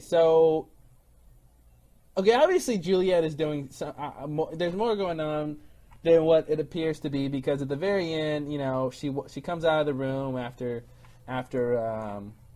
what does she do at the end? She gives Jack the food, I guess. Well, there's that whole scene with Jack wondering if Sarah's happy. Is my wife happy? God, it's so crappy. And it rhymes. I was and just going to say. She comes out of the room, and Ben is there, and he's like, good work, and she's like, thank you. And which makes me think, well, obviously, he told her to do something. Whatever she's doing, it's his instructions. Yeah. I mean, maybe her idea, but he seems to be in charge. Definitely. And it also made me think that it's something he would do, but he knows Jack wouldn't talk to him. Yeah. So it seems like he had her go in and do it. I agree. So what do you think's going on? I'm going to ask you because I have no idea. I mean, she's asking questions that she already knows the answer to. She said, I think at least twice, "You can trust me." Right. You know, so it seems like she's gaining his trust but for what reason? Right. I think, yeah, I mean, that's a question I have. I want, because even when she says thank you, she says it in this way that she's not quite happy with what she's doing. Exactly. So they're sort of presenting her as being a sympathetic character, but then again, those few little scenes, like the one where she shot Sawyer with the thing, and also when the place floods and she knocks Jack out, those couple of times she sort of surprised me, with these sort of violent actions. Well, she has to do. I mean, she has to do those things, though. She obviously. She stunned Sawyer because she doesn't want him to escape, and she knocked out Jack so she could get him back in the room. Yeah. No, I mean, I understand, but just the way she acts, I don't expect her to do those things. I expect her to sort of leave that sort of work to other people. Yeah. Well, yeah, I thought it was interesting because, it was very clever on her part to have Jack go press the button so he was distracted, Yeah. Because if she went to go press it, it'd be hard for her to press it and then turn around and try to hit him. But when he's pressing it and exacerbated and exhausted, and she can catch him off guard. And so, yeah, there's a little bit of a dubious quality to her character, but I think she's being forced to a certain extent. I mean, they've already set up the fact that she doesn't like Ben, or something bad happened, something big happened between them. So, she's got this thing. She doesn't want to do whatever she's doing, at the very least, because Ben is asking her to. Right. So.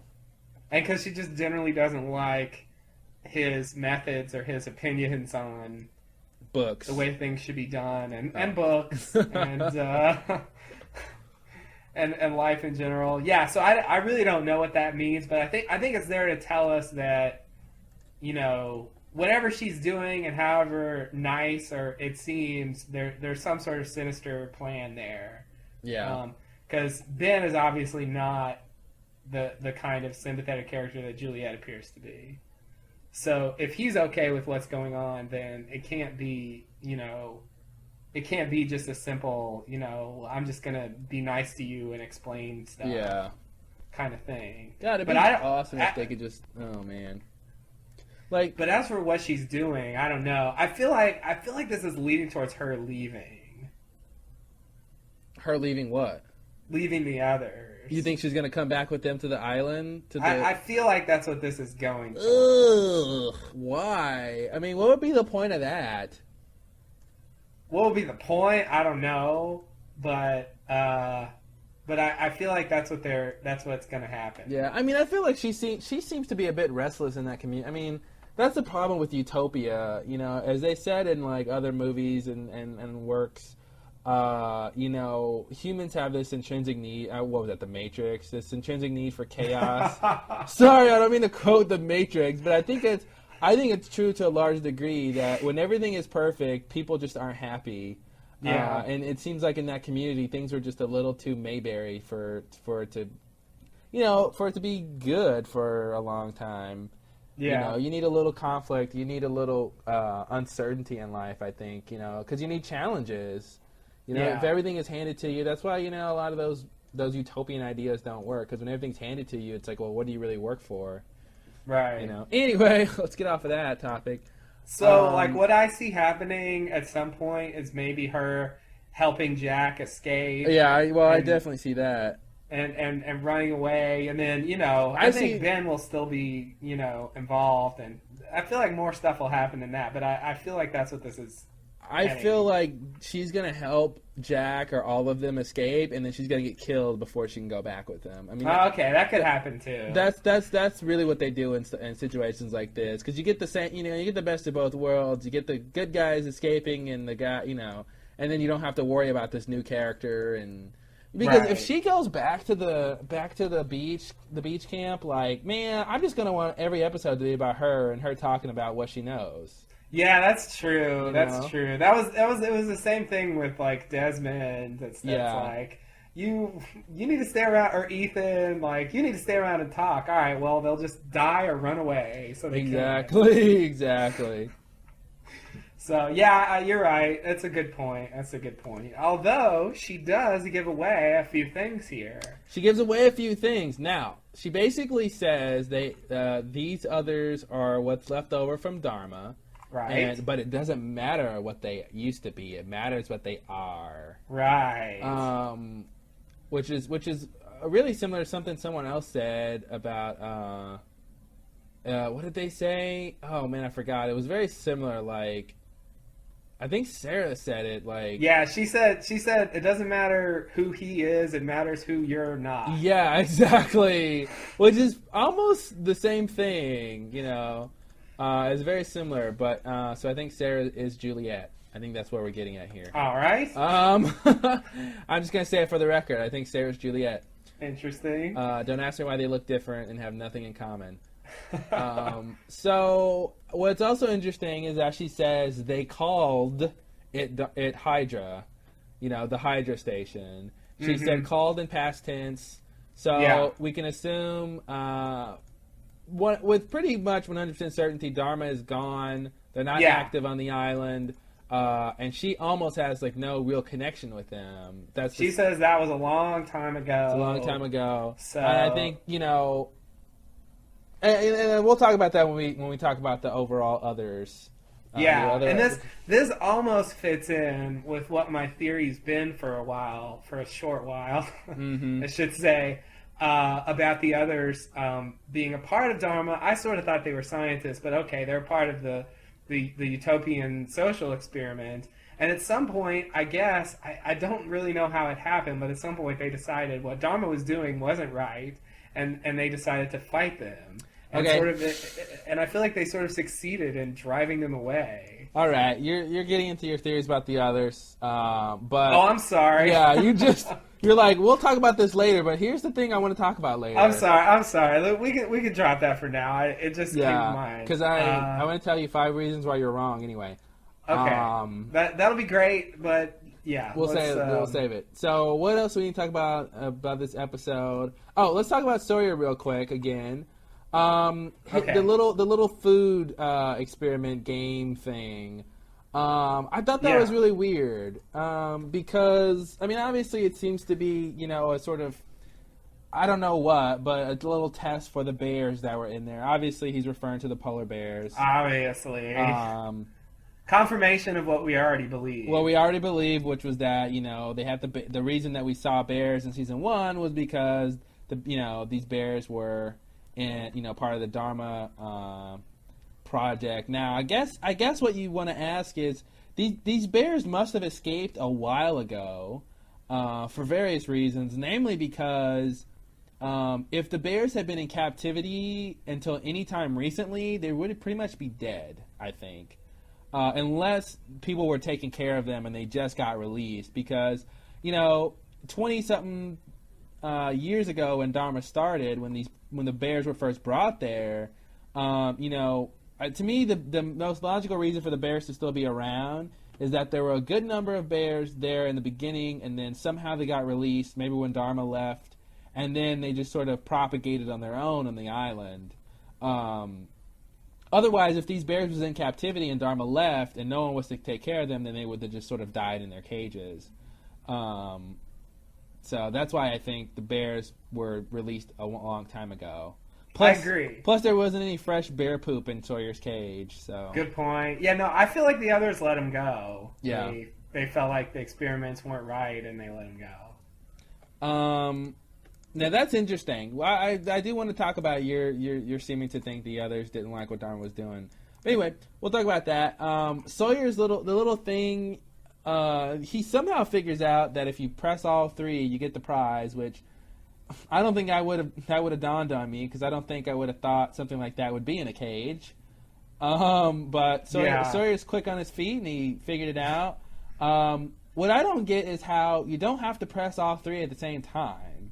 Right. You just got to press them close enough together. Yeah. Which to me reminds me of the button. Like, yeah, you have 108 minutes to press the button, but you got a little bit of leeway when the hieroglyphs come up. You don't have to press it right at 108 minutes. Right. It's like all those polls they publish in news. It's plus or minus. Yeah, I maybe just 3 thought that was minutes or weird. so. Weird that he didn't have to, push in the little food button plus pull the lever down and have the little thing on the ground pushed in. That's what I thought too. That was really weird. You didn't.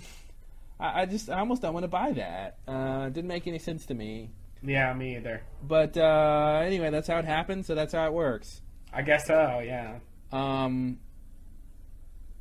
Anyway, so he wins a little prize. He gets the fish biscuit. Right. Why the fish biscuit says Dharma, I'll never know. Because everything says Dharma. Unless the bears can read, which I think is a theory we should talk about. Yikes. No, I don't know why it would say. It just, fine, everything says Dharma, but still, why should the food the bear's going to eat say Dharma? Besides the fact we just need to know it's a Dharma fish biscuit.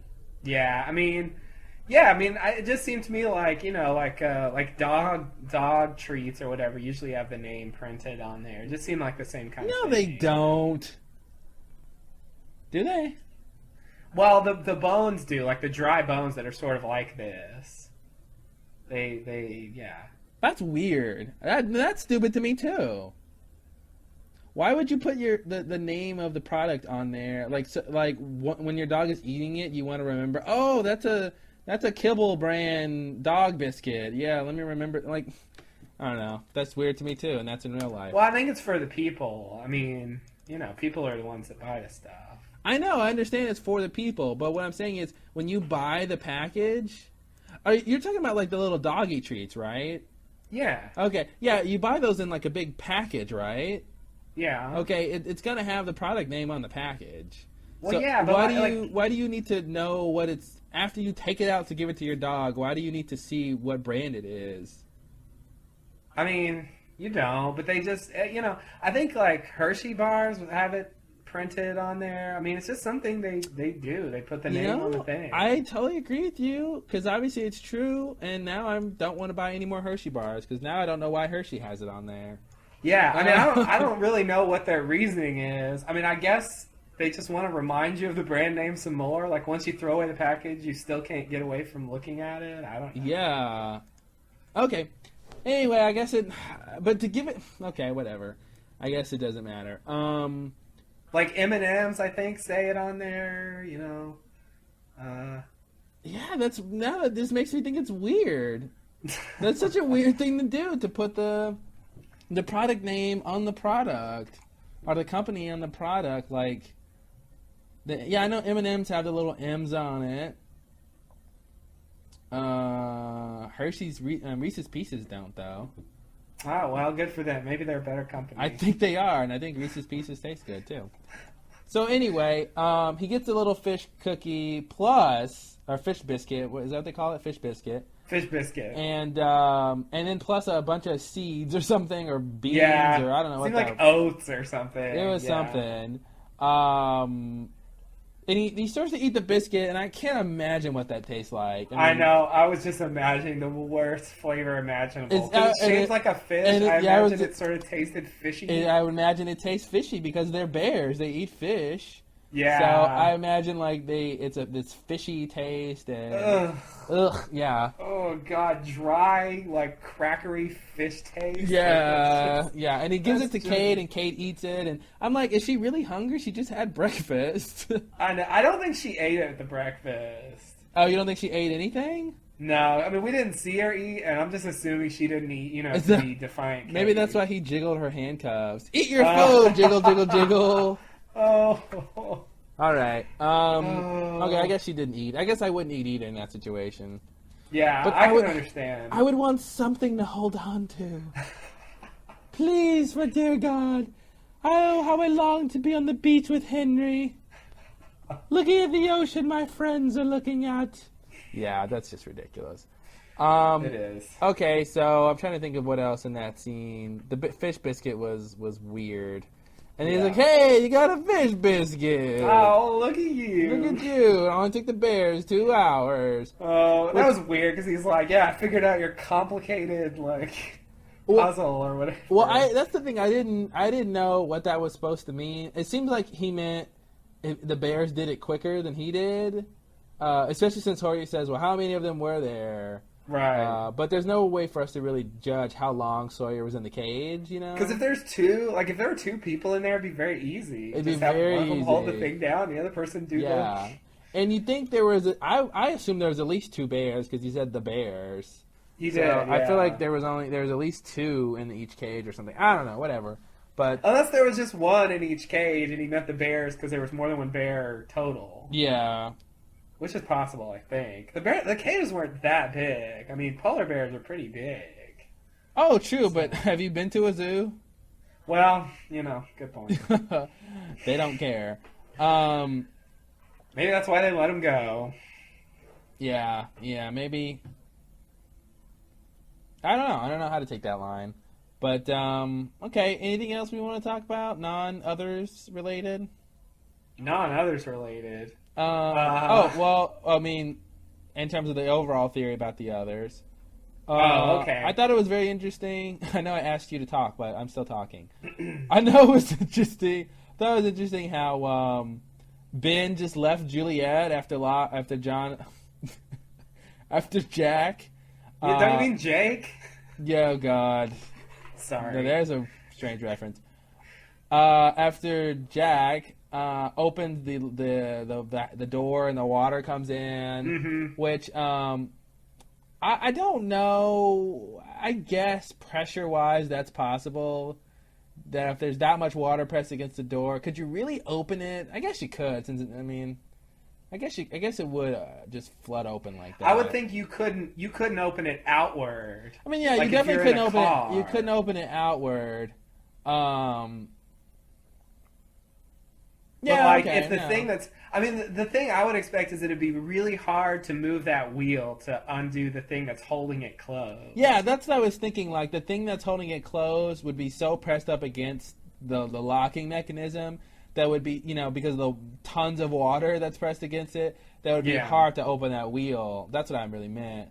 Yeah. But I guess it's not that hard, or Jack is really strong.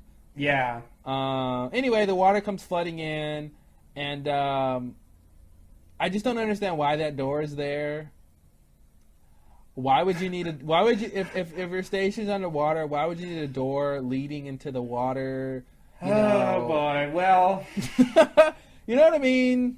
If you want if you want water to get in, there should be some sort of pump and valve system. Not just open this door and almost drown, and like whatever. It's very strange. Anyway, he opens it and Ben runs and just leaves Juliet to seemingly drown. Right. Which I don't know what that was about. Yeah, that scene was weird when he's holding Juliet hostage and Ben comes in and he's like, I'll kill her or whatever, and he's like, okay, but if you open that door, we'll all die. Yeah. I'm like, oh Ben, you're still lying constantly because no one died. Yeah. Well, when she says I can't open the door or we'll die, I believed her, because she's just so trustworthy. Yeah. And she's got that kind face and a sweet voice. Oh. I'll take a sandwich from her any day. Even if it's burned. Oh. Cajun style. God. But that's how they do grilled cheese, man. I'm serious. I'm not making it up. Okay, we'll get into why that sandwich looked like that on another I don't make topic. grilled cheese that way. I like it nice and browned. Well, I guess I don't make grilled cheese at all. But anyway. Yeah, okay. All right, that's a funny thing to say. Okay, anyway, my point is something about something. What was I saying? This is a test to see if you're listening. Oh, you were saying something about that scene. I don't know. where you were I was going. saying I believed her when she said that if they opened the door, they would die. I was talking about when Ben. Oh, said I know. I was backing up a step here. Oh, okay. And I believed her when she said that. I didn't think it was because of the water. I thought it was I sort of thought it was a sickness thing that like they were in some area that was infected, and if they opened the door, then it'd be exposed to the air. But obviously that didn't happen. Right. But it's really funny if you listen to the sounds that go on when Jack is opening the door. It sounds like Smokey. So for half a second, I thought Smokey was gonna bust in there. Oh God. Yeah, if you listen to it, there's a like, I can't describe, almost like that train kind of sound that Smokey had. Like it was that kind of weird sound, and I was like, oh my God, like that's where they keep Smokey, and it's gonna bust in the room and like do something crazy. But that didn't happen. No, it didn't happen. So, yeah, that's the thing about comments like that when Ben says we're all gonna die if you open that door. He should have said, we all might die if you open that door. Yeah. Or those of us who can't get to the to safety quick enough might die. Right. But it's just more dramatic to say we'll all die if you open it. Yeah, I guess that's the key. He has one for the dramatic. Plus, if somebody's about to do something that could potentially kill you, you don't want to leave any leeway for them to open it. You just want to scare them enough to say, okay, we're all going to die if you do that. Because if you say we might die, and they already want to open it, and you tell them we might die, they're just going to be like, well, I'll take the chance and open it. Yeah, exactly. And he didn't even care. He said it. He did it anyway. He did it anyway. Jack was being very weird, and he was in a dire situation, but he's being very, very crazy. Do you really think he would have killed her? I mean, that would have been useless to kill her. Yeah, I know. I don't think Jack has it in him. Yeah. To really kill someone like that. I mean, and if he were, if he were fighting for his life, someone was attacking him, I guess. But just like that, where he sort of attacked her and took her hostage, like I don't think Jack. No offense, Jack. I don't think you have what it takes to kill someone. I don't know if that's a bad thing. You don't have to apologize for saying Jack's not a murderer. I guess you're right. I just feel bad for saying he doesn't have what it takes because that's what his dad said. That's what his dad said. Oh, wait, are you Christian? Well, did you sleep with Sarah, you bastard? Wait, okay. Just drop it. Let it go. I was gonna say something about Henry. Ben, please. Ben, please. So. So he runs and he closes the door. Why would he close the door on her like that? Like, they must have had a big, brouhaha for him to really, like, do that to her, like, to not care if she lives or not. Yeah, that was crazy. Do I get any points for brouhaha? When's the last time you heard brouhaha? High school? Well, I don't hear it very often, but I don't consider it to be a sort of interesting, uncommon word. All right, that's fine. So how about 3? Okay, wow, 3. Okay. Yeah. That works. Anyway, people are like, what are they talking about? It's a point system, people. Come on, get with it. Yeah, you'll get it in time. So wait, what were you saying about Ben? Why he didn't feel the need to make sure she was okay? Especially since it was like a split second after he got in. I know. He blatantly closed the door, and unless that's like part of the plan somehow that he sort of. Yeah, like he thrust her out, and then like so Jack felt sorry for her, and I can sort of see that. Especially since Ben knew that she knew about the emergency button, so right. Yeah, I could sort of see that, I guess. But, I mean, it's like, how do you plan something like that? Well, I know. Is it like, okay, Juliet, if Jack ever takes you hostage and he's ever wants to open that door and I'm around to see it, and if I escape first, then I'm just going to have to leave you, to the wolves, so that Jack believes whatever. And I don't know how you plan something like that, but I guess maybe it's that kind of thing. You just do it, and then later when she's like, "You motherfucker, why did you try to get me killed?" And he explains, and then she goes, "Oh, right." But she still hates him for it anyway. Of course, because he doesn't like Carrie. Right.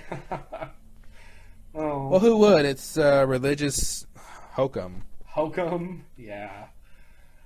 Ugh.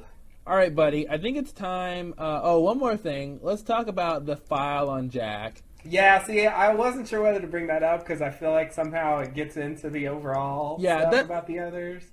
I think that's fine because we should go into the overall stuff about the others. Okay. Anyway, at this point, I'm looking at my notes here. I don't think there's anything big we're leaving out? I think we pretty much talked. Do you have any big things you want to talk about before we get to the others? Everything I have is about the others. Okay. That I have left, at Yeah. least. Okay. So let's talk about the file, whether or not it was real. Whether or not it was just a bunch of papers and it had nothing to do with Jack, or if it was really his whole life. You think it wasn't real? Huh? You think it wasn't real? Well, there's people I read on the board who don't think it's real, and I'm not sure if I think it's because everything that she said could have been was pretty much general information that could have been gotten, from from Ethan being around them the amount of time he was, and from like interrogating Kate or anything like that. There's a lot of ways. I mean, basically she said, you're a doctor, he works at St. Sebastian, he graduated from Columbia, and you were married only once. I mean, it was very general stuff that, I mean, obviously that's stuff you could get from any sort of like research into Jack, but it's also, very general. It wasn't anything that I was like, wow, they know that about him, like, now if they said something crazy like, we know that the night before you got married to Sarah, your dad had a long talk with you by the pool, blah, blah, blah. Like, if it was something specific like that, it would have surprised me. But everything she said was very general, and it was a lot of pages there for her to pull out very general information. So I'm not quite sure that file was real. I think I'm trying to figure out what they're doing with him. I can't really tell what they're doing besides like it's almost like they're trying to break his spirit or something, or break him down and then make him trust her, and then that's sort of the plan A, or step 1, and then step 2 is they're going to do whatever else after he trusts her or something. I don't really know, and it seemed to be about letting it go. The backstory, he needs to let it go, and so maybe it was about letting go of Sarah. Because this whole thing led up to him asking about Sarah and if she's happy, and then she goes, yes, she's happy, Jack. And then that isn't like a simple fact that they could discover. And I don't think that's necessarily true. I think she could just how do you know that? Well, yeah.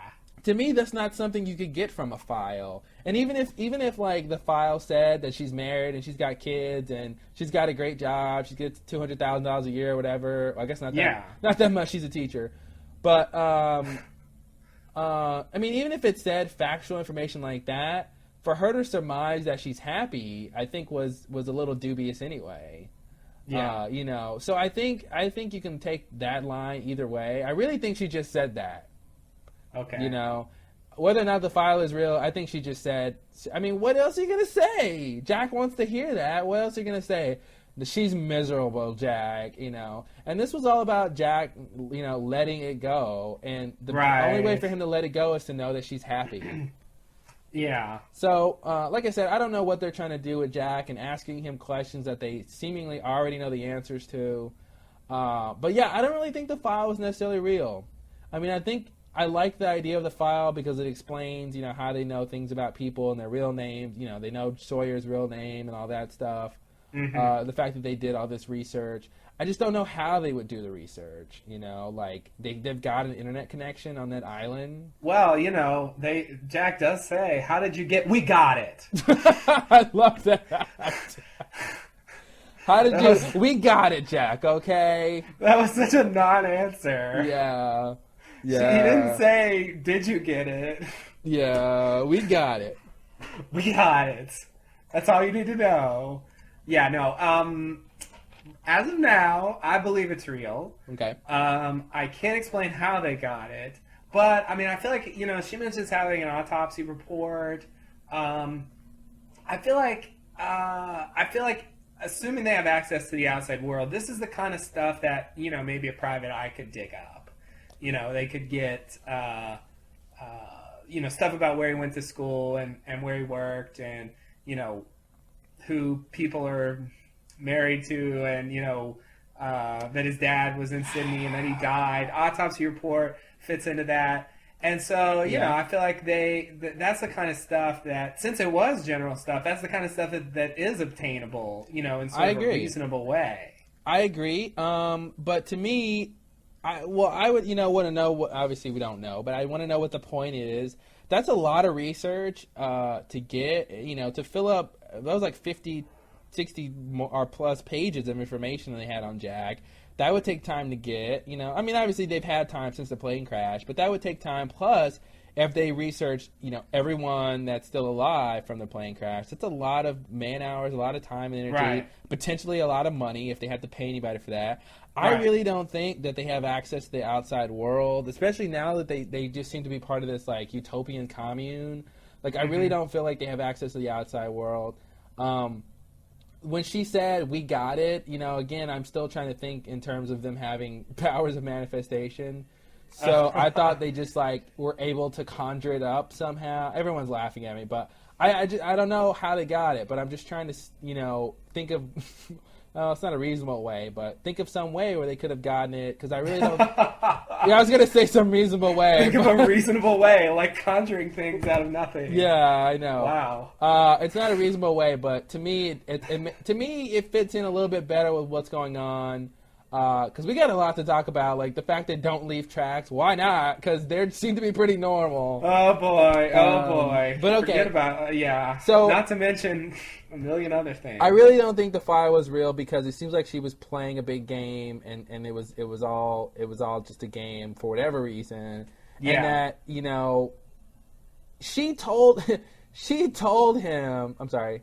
He told her that his dad died in Australia, and then she brings it back up as if it's a revelation. Like, Right. I know your dad died in Australia, and Yeah. then she says, "Well, I know because I have the autopsy report." Well, you also know because I told you. Yeah. And it's like, But I mean, she did say some stuff he didn't tell her. well, but it was also stuff you could easily get or assume. I think. Well, maybe not assume, but. Yeah, I mean, where he went to school and all, stuff like that. I feel like that's stuff that people don't know. Like, I don't think he's telling people that all the time. Maybe not. I mean, I'll buy that he probably hasn't told that many people, but if anybody, he could have told Kate. He could have. I mean, we haven't. It's possible. I'm going to come down and say that it's real for now, and that they will explain how they get it later. That's what I'm expecting. I'll buy that it might be real, but for right now, I want to think it's fake, because there's less to explain if it's fake. Right. Well, you're right. You're right. I still, yeah. To me, that's the thing.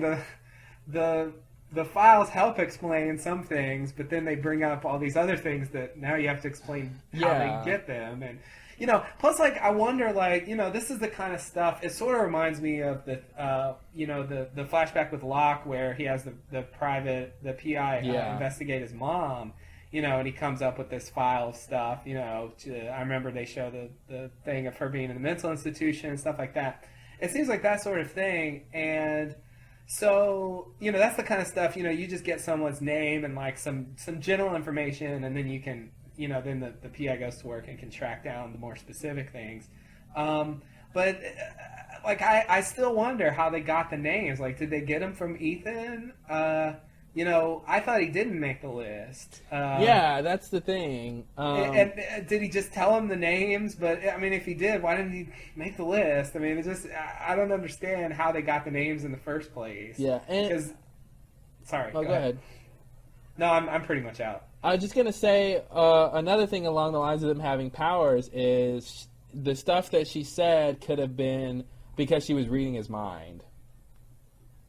Ooh. That was the other thing I meant to mention. Okay. Is that she was, basically reading his mind and pulling out, the file. It was just a bunch of papers, but what she was saying was because she could read his mind through, to some degree. Okay. So I think that should be thrown on there. I think that I like that the idea the others have powers, but I think it also makes it kind of crappy too.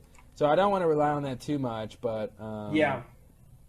I'll buy that explanation before the fact that it's just fake totally. I just, if they got it, if they had some PI or someone do research, it's like, how did they get the actual physical papers? Like, was it FedEx to them on the island? Fax, man, fax. They faxed it because there's telephone lines that, or they had some sort of cellular thing hooked up to their fax machine. No, that explains the underwater cable. Oh, See, the underwater that was cable phone is a lines. fax line. Yeah. Oh, okay. Well, that does make sense. Yeah, it all fits together.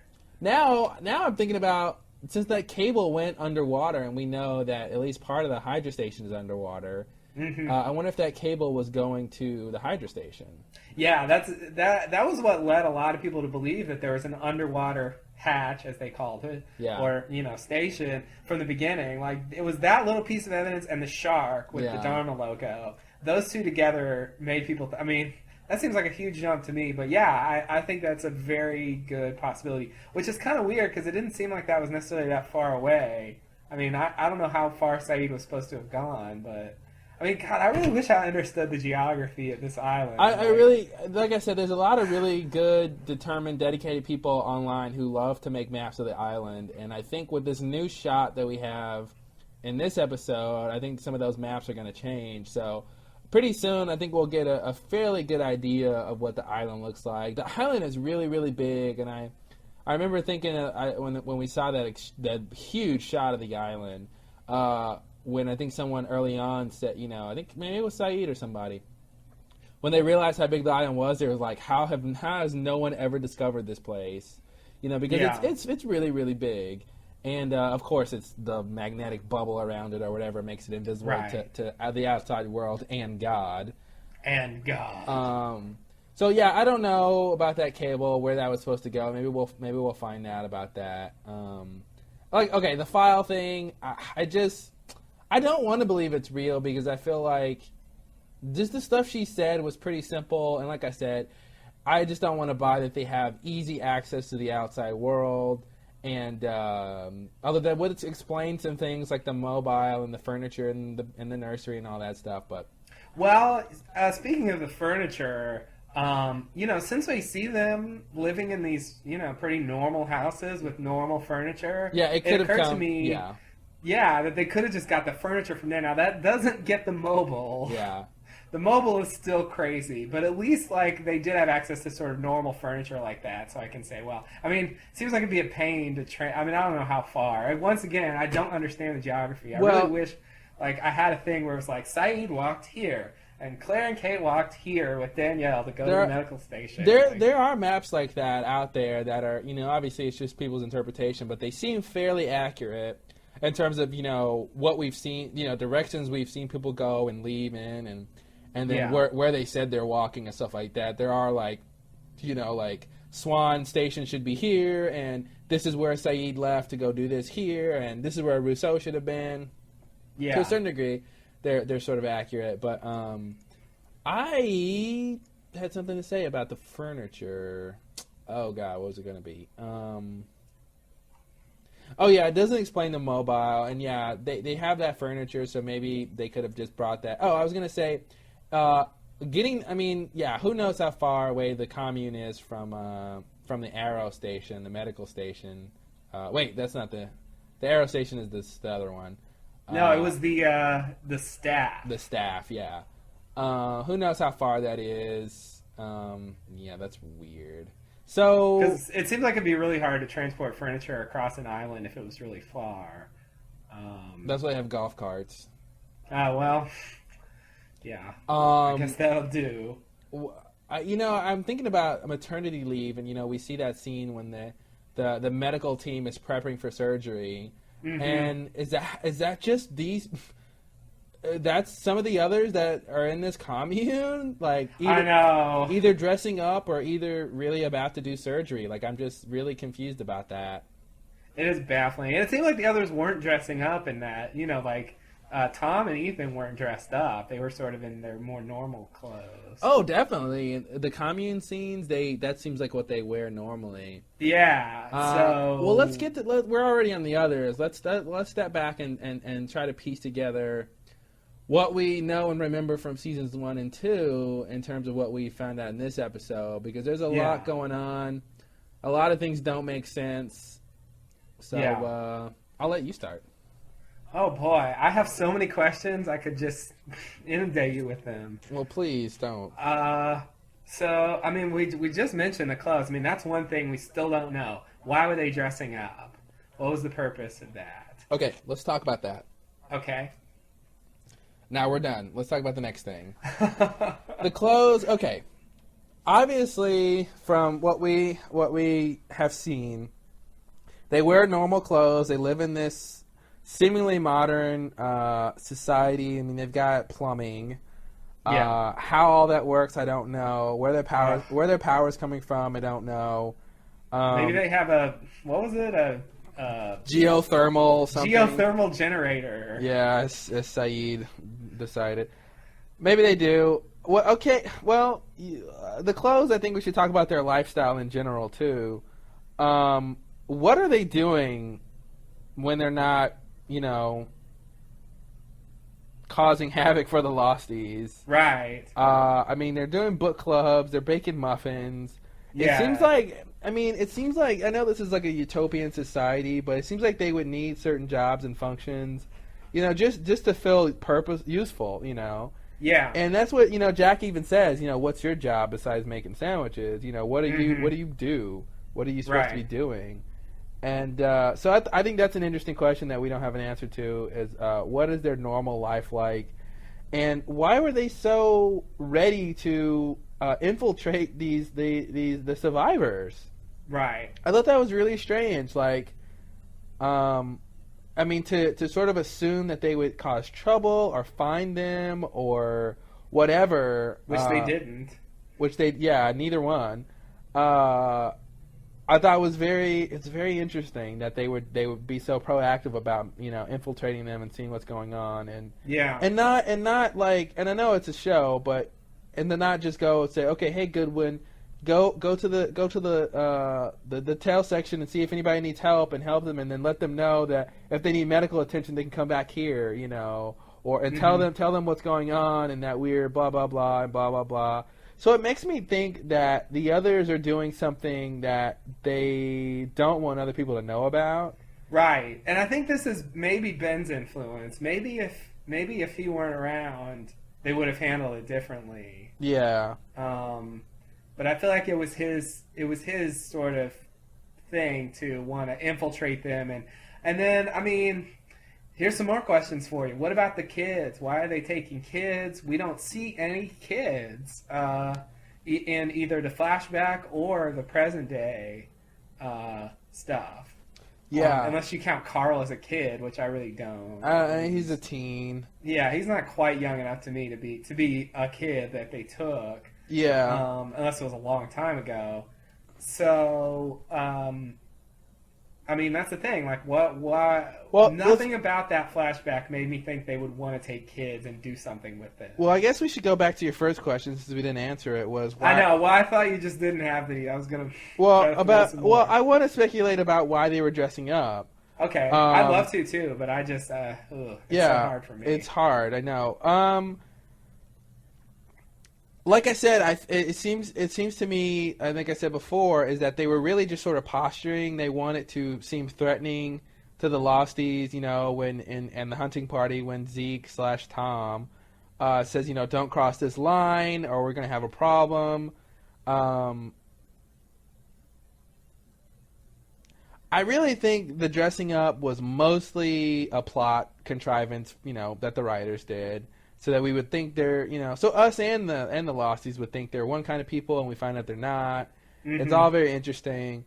To go through the trouble of creating the FAMP and the Thatch door, I thought to me that's even more extreme. Like, who was that for? Because that's so weird. Like, if you're trying to appear sort of primitive, why would you build a fake hatch door and pretend to guard it? Well. To me, it was because I don't know. We talked about that before too. Yeah, I mean that's just baffling. Like, why not just have the teepees? Why the fake hatch door? Well, the only people who sees the FAMP is Michael comes, and he thinks that this is how they live. Yeah. To me that means they expected one of the Losties to come there. Like, it was obviously for them. Yeah. They expected one of them to come there, and they want to fool them into thinking that they're primitive. Still, because this is an idea that was created by Tom when they first met them, when he first took Walt. So they want to think that they're a little primitive and dirty, as Michael calls them. But then, of course, Walt says, they're just pretending. Right. And then we find out they are just pretending. But why? Like, because Michael never finds out what they're really like, right? No. I mean, he finds out that Tom doesn't have a beard because he took it off in that scene. Yeah. But he never finds out what they're really like. So No. So when he tells Jack and them in season 2, they have Walt. He's in this hatch, which isn't true. I guess Michael knows that's not true. That they're not keeping him in there. But yeah, maybe, no, I think that part was a lie. Maybe. Because I don't think he ever saw inside of there, and he didn't know where Walt went, so he may have assumed that's really where. I mean, maybe he was telling the truth. He assumed that's where they were keeping the kids. Yeah, that's possible. I mean, he knew that he wouldn't have to storm in there and get Walt out of there because he knew the deal that they had. Yeah, but he may have thought that's really where they were keeping him. Yeah. And I don't know why that you would want to hatch there, because like we said before, if you want to seem primitive and stuff, like you just said, but you don't. It seems like having a hatch invites trouble.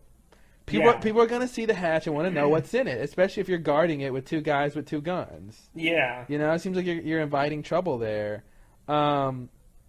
It was nice when Saeed finds it and there's nothing there. That was pretty nice. Oh yeah. But like you said, that's just it's just a contrivance if that's all it's for. So Right. I don't know why. I don't know what the FAMP was about. I mean, like I said, Michael was the only one who sort of saw it. I mean, obviously Saeed saw it. Was it just Saeed? Yeah, I think it was just Saeed. Yeah, pretty much. He just stormed the camp by himself. Oh, that's good. Which is weird in itself. Good for him. No one was there. I know, because that wasn't what the plan was. Yeah. I don't know. So, well, they haven't showed up yet. I'll just attack by myself. So I think the FAMP was 75% for us. Yeah. I really do. Ugh, I hate to believe that, but okay. As of now, I don't see why they would go through that much trouble to not only make themselves seem primitive but to show a habitat, that supports that idea. I just don't get it. And then that's the thing, if they were expecting Michael or expecting one of the Losties to come, then I guess at some point they said, well, they might. I guess that maybe that's what it was. Maybe it was a diversion. Maybe they were like, okay, well, we don't want them to find our real camp, our real commune or whatever. So let's put a fake one out there. So when they find that, they'll think that's where we live, and and then of course the idea they'll think we're pretty primitive too. Right. I guess that's what that was about. Just more of a diversion than anything else. But that was a very involved diversion. Yeah. It certainly was. And where they got all the materials for that, I'll never know. Well, yeah, I know. Constructing that fake hatch door. Wow. I love how the symbol on the door. Now that we know it was nothing, it just seems like a door. Mm-hmm. Like a door was on the door. That little rectangle. Yeah. Like that's all it was. It was just a door on the door. Oh. Okay. So what was door hatch? So we didn't really. All it is a door. We didn't really solve anything on why they're dressing up because I don't think this episode makes it even more confusing why they're dressing up. Yeah, I know. We really didn't. We've never come up with a good theory of why they're dressing up. No, it's been a huge problem all along. I can like I said before, I can only hope that somehow they will explain that soon, and that someone will say, maybe, I don't know, maybe Jack will ask Juliet or something, and we'll get some kind of half answer about why they do that. Why? Sorry. I was just going to say, Jack is like, why are they dressing up? They're just dressing up, okay? Don't ask me. Why they're dressing up! They're dressing up! He's like, okay. Yeah, I know that. I just want to ask. I do want to throw in there real quick that because I've always wondered why Tom seemingly left his beard and stuff in the medical hatch. Mm-hmm. But I'm guessing that while they were doing whatever they were doing with Claire and while they were sort of in that occupying the medical station, Tom was there too because it seems like it was pretty far from their regular commune. I guess. We need to give that place a name. Can we just call it commune? Is that okay, or should we call it like the other town? Other town. How about O-Town? O-Town. I like O-Town. No, we call it O-Town. Oh god. A little boy band reference. I like it. It's really silly. Let's do that. That is really silly. So why they were in, O-Town seems pretty far from the medical hatch. I love it. I love it. Hey, everyone in our listening audience, please start using O-Town. I can't wait to see it on the message boards. Oh, okay. God. So anyway, I was just thinking that, while he was in the area, going back and forth between whatever he was doing, and obviously he shows up in the hunting party. That he was sort of using the medical station as a base of operation, so that's why his stuff was in there. I just wanted to mention that because I just thought of that. Because I was just wondering, why would he leave that behind? But it was there because he was there for a while, and I guess it doesn't explain why he left it. But it just seems like a really bad oversight because the place was cleaned out. Yeah, let's move on. There was nothing there, and so what was the second party? What was your second question? Like the one thing you really don't want them to find is what you leave. Oh, maybe they wanted them to find it. Oh, okay. They knew Kate wasn't going to tell anyone anyway. Yeah, I know. She wanted to be back in the club. I want to be in the club, Jack. God. Okay. So, I've already addressed this. What about the kids and I guess taking people in general? Okay. I don't think we didn't see any kids. Doesn't mean they weren't there.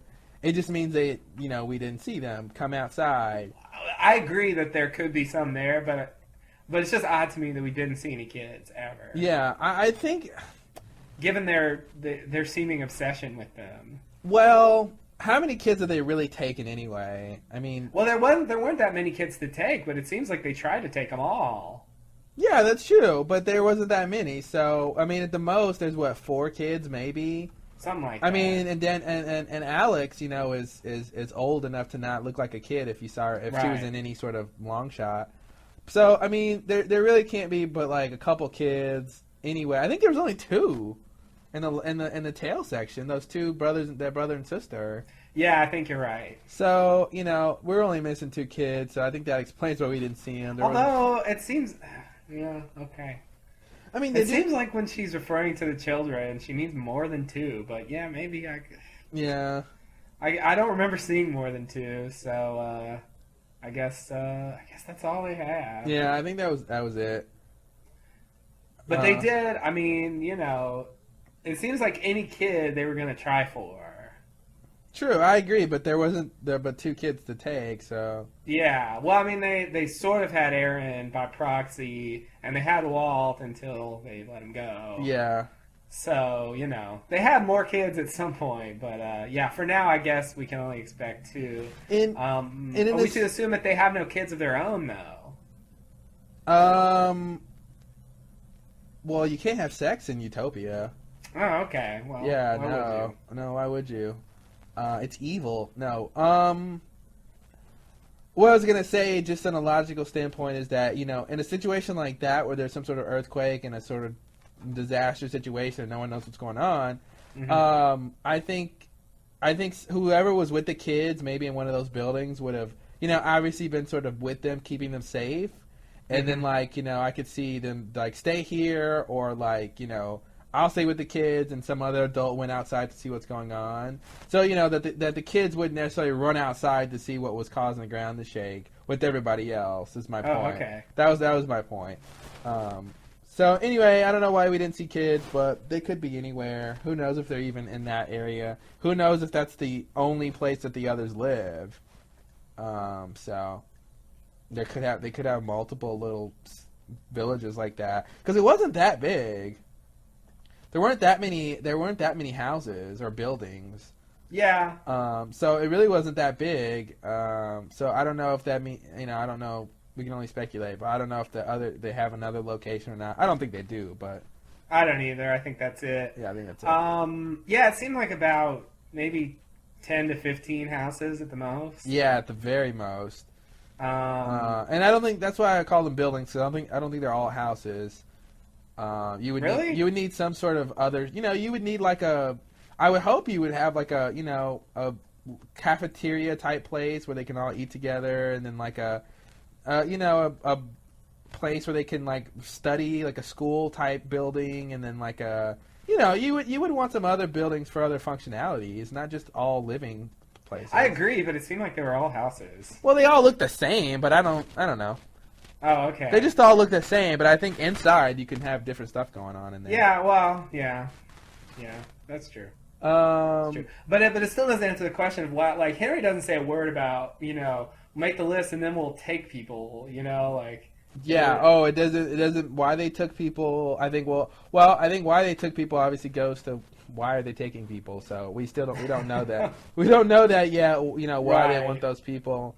That's another thing that seeing this doesn't really explain. I do want to say, not to be like an ass or anything, but do you still think there's like 100 others out there now that you've seen their habitat?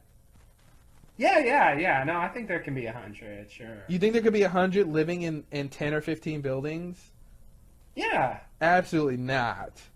Come on, dude. I mean, what's her name had her own building. Juliet was living by herself. Yeah. So you saying there's like around 10 people per room per house? Like, I don't buy that. Well, when you put it that way, it sounds ridiculous. Yeah, but, and like 10 people per house, and all of those buildings have to be houses. You can't have any other, any buildings for any other functions. So no, I'm just saying. I think it goes back to my point, and I never thought there was more than maybe 50 others, and that whole scene in the hunting party when Jack was like, "Oh, I think there's more of us than you," and Zeke says, "Light them up," and they light the torches, and it seems like there's a lot of them. I really don't think that there's more. Like I said, I think there's about as many others as there are losties. And I think this sort of proves it because, 10 or 15 buildings, I don't think everyone was living by themselves, but I think maybe on average 2 or 3 people per house, maybe. So I don't think there's that many people out there of the others. Okay. Well, I'm going to be stubborn for now and continue to believe there's 100 against Why? better judgment. You still want to concede that there's 100 even though you have no evidence whatsoever that there's 100. I'm going to cling to it because I feel like at some point we'll really get a sense of how many there are. Well, why do you think there's 100 though? Or why do you? Where did you get that number from? Why there's no evidence to say that there's that many? Yeah. It's just your hunch, and you just want to stick to it. Yeah, pretty much. Okay, pretty you're much. entitled to that. I realize I'm sinking, and that there's probably no hope, and then I'm gonna have to concede pretty soon. But for now, I'm gonna say, well, we didn't see them all, and yeah, maybe some of those houses are really big, and don't forget about the underground houses they have too. Yeah. You got the stations. Maybe some people live there and do research and stuff. I don't think we saw everything there is to see. So yeah, so I'm gonna stick to it, even though I do realize that I'm not. Hey, if you want to be crazy, fine. On solid ground. No problem. I do want to. Okay, can we talk about this idea that you have that they're all just doing research all the time? I really don't think that. At least from what we've seen, I just come to the conclusion. They're not, whatever Darwin was doing scientifically, these people are not. And the utopian social thing, I always assumed that the people who were a part of that weren't necessarily scientists being a part of that. They were basically, because to me it's like a group of scientists getting along is a lot different than a group of random people who have to live a normal day-to-day life getting along and being in utopian society. To me, that's an experiment. A bunch of scientists trying to live in utopia it's a bunch of the same kind of people, and seemingly, working on very similar things and with this, same sort of goal. To me, that wouldn't be a very interesting experiment. But you throw a lot of people in there from different walks of life and whatever, then you have your experiment to see if this utopia can work. So I always assume that the people who were part of the utopian society thing weren't Dharma scientists. That, maybe they were a part of Dharma, because maybe they signed up for the program or something, but they weren't like scientists, and it wasn't like a scientific commune where everyone's there working to further science and all that stuff. Right. I totally agree. Maybe, like, my previous to this episode, I believed that the others were former Dharma scientists. I did not think they were part of the utopian social experiment originally. Oh, I see. I didn't think that. I thought they were just, they were people like, Radzinski maybe, or Kelvin, like people who worked in the hatches and, carried out whatever experiments, and that they just sort of defend. That's what I thought originally. But I mean, once I saw the commune, I don't think the people who lived there were scientists. Well, that's the thing. You thought the others were former scientists? Yeah. You thought Tom and Miss Clue and Ben were former scientists. I know it sounds silly, but yes, I did. Especially since, like, Dharma was big, like, 20 years ago. Right. Well, yeah. And they would be very young scientists 20 years ago. That's problematic. I was going to mention that. That a lot of these others would have been pretty young in the late 70s, early 80s. Yeah. So I don't know what to make of that. Does that mean that? What does that mean? That means that when they came, does that mean they just brought young people to the commune? Seems like it, right? I mean, not just... there was that sort of old lady. Yeah, that's probably somebody's mom, I would assume. But it seems like everybody's sort of not old enough to have been the right age back then, or the age I would expect. So I don't know why they would just bring young people. It seems like they just... Well, because young people, I think if anyone wants to be a part of a utopia, I mean, someone young in the 70s would be ideal, I can see Henry being a former hippie, I would say 60s more than 70s, but... Yeah, I agree. I would agree. 60s more than 70s, but definitely 70s more than 80s and more than 90s. Yeah. Yeah, no, you're right. I guess that maybe that's who would be taken in by this. Yeah, we're going to figure out how to build a utopian society, and you guys can live together. And, it's very, very sort of hippie-ish, I guess. Yeah. And, so that makes sense, I guess.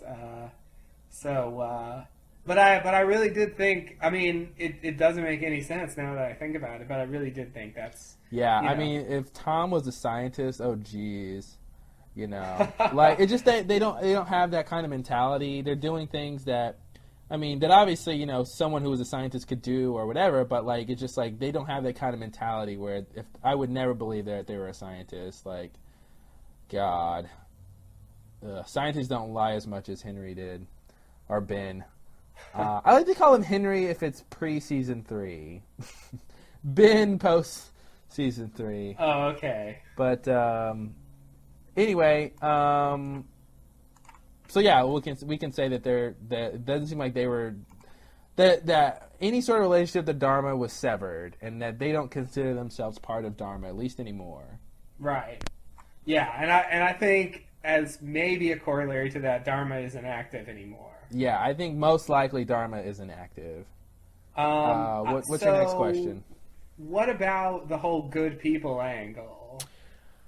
That ties into the big what are the others doing, man. I don't really know. I still can't tell. Obviously, the sort of utopian type mentality, that can factor into good versus bad. Maybe they're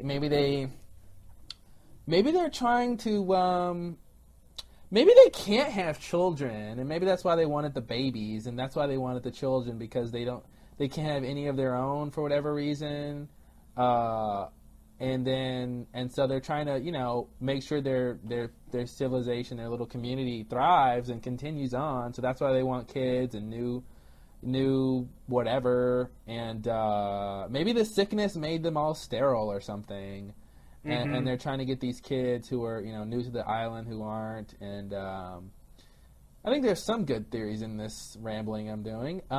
Maybe. Why do they make the kids take tests? Fertility tests. I don't know. Yikes. Yeah, I know, right? Let's hope not. No, I mean, I think there's a lot more going on. If this even factors in, I think there's still more going on. But, I mean, Walt is special because, I don't want to talk about that. Yeah, I know, right? I was going to say something really gross about that. But, yeah. I mean, you can't talk about fertility and then try to talk about kids. I mean, I know, but yeah. you didn't even have to say it. You can fill in the blanks at home. You can fill in the blanks of what I gross yourself out. May have thought about Walt and his fertility. So I don't know what the test could be. Oh God. Special has a whole new meaning. Okay. How about the whispers? The whispering? Yeah. I don't know. And maybe related to that, not leaving tracks. Okay, let's get that out of the way right now. Let me tell you why they don't leave tracks, okay? Okay. Because the writers didn't know what they were doing. They tried. I really think that like I said in this episode, there's like two things that make me think that they might have some sort of supernatural powers, but then there's like 50 things that make me think they don't in this episode alone.